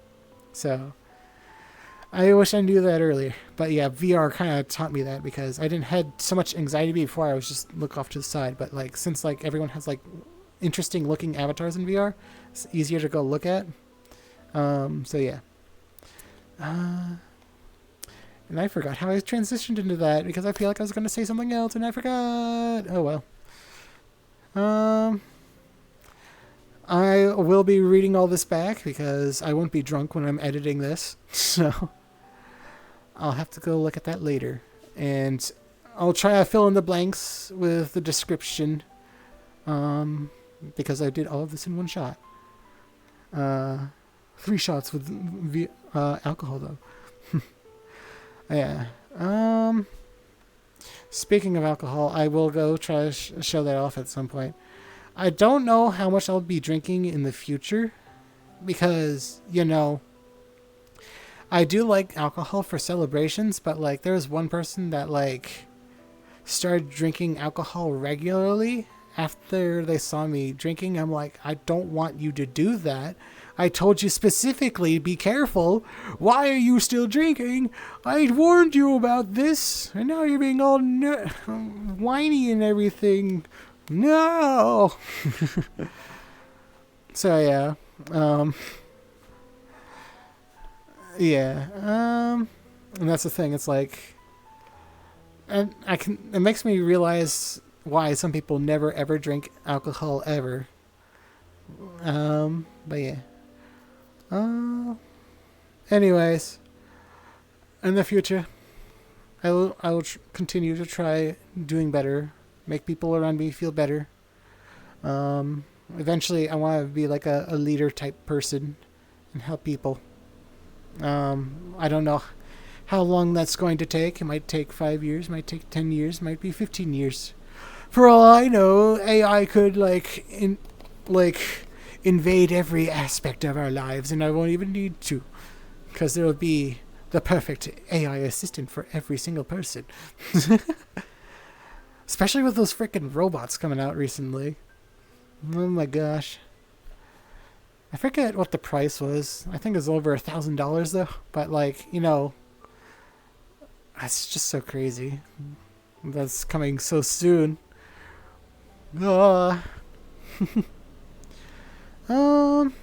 Let's see. How should I end this off? I did not really think about how I should end this off. 2 hours though. Yes. I will say sorry for not like keeping the vlogs more up to date, but now you know everything about like the most personal things about me. Gasp. So, what do you think? But this is just my life story basically. How I view life, the decisions I've made. But yeah. I think I don't know when the next time I'll go do this. We'll see what happens. But now that I've made this video, I'm going to get back on my schedule, because I kept on like thinking too much about the sad stuff before. So I had to go vent this, and I did vent this to a couple friends, but for some reason my brain is being dumb and it's like, you have to do the vlog thing about it. I'm like, okay, fine. So yeah, now I'm gonna go like upload this, and then I'll move on, and I'll probably never talk about it again because I probably won't have a reason to. But yeah, that's like why I did the things I've done, and I'm gonna be moving on. Now, if I did any sort of editing, I would put in like the little like Shadow the Hedgehog, never turn back, never turn that way, sort of song. Yeah. Oh, that's right. I didn't mention the Shadow the Hedgehog thing. Oh yeah. But yeah, that was like a thing of me realizing there's so many different paths that one person can take based on the influences that they have had in their life. And then of course, you gotta disregard that and just like go for what you think is right. because people can lead you astray and do all sorts of bad things. So yeah. Because that's basically like the whole story behind the frickin' Shadow the Hedgehog. Execution, not done the best, but you know, I like the concept behind it. Yeah. Well, by the way, I do love playing that game. It's basically, you take Sonic's speedy gameplay, and then you take E102 Gamma's like gun gameplay. You toss them together. Yeah, I'm gonna have fun with that. Of course, the quality of every level varies very wildly. Most people do not like the maze-like levels of the Ark. Yeah. Okay, I'm going to stop talking now. Otherwise, I'm going to find something else to talk about. And then I'll just keep on going for another hour. So, you have a wonderful day. I hope you had a wonderful time listening to me ramble about whatever was on my mind. I wish I could show footage of like the conversations I have in VR, but it's like so easy for it to get into personal territory that you'll probably never get to see me like talk with people in VR. That's one of the reasons why it's so hard to. I'm doing it again. God damn it. But yeah, that's one of the reasons why it's so hard for me to like find footage of me like being drunk in VR, because people will come up to me with like personal things. I did mention that last week. Okay, for real. This is nothing else is going to be said. Goodbye. Have fun. I hope you have a wonderful day. Goodbye.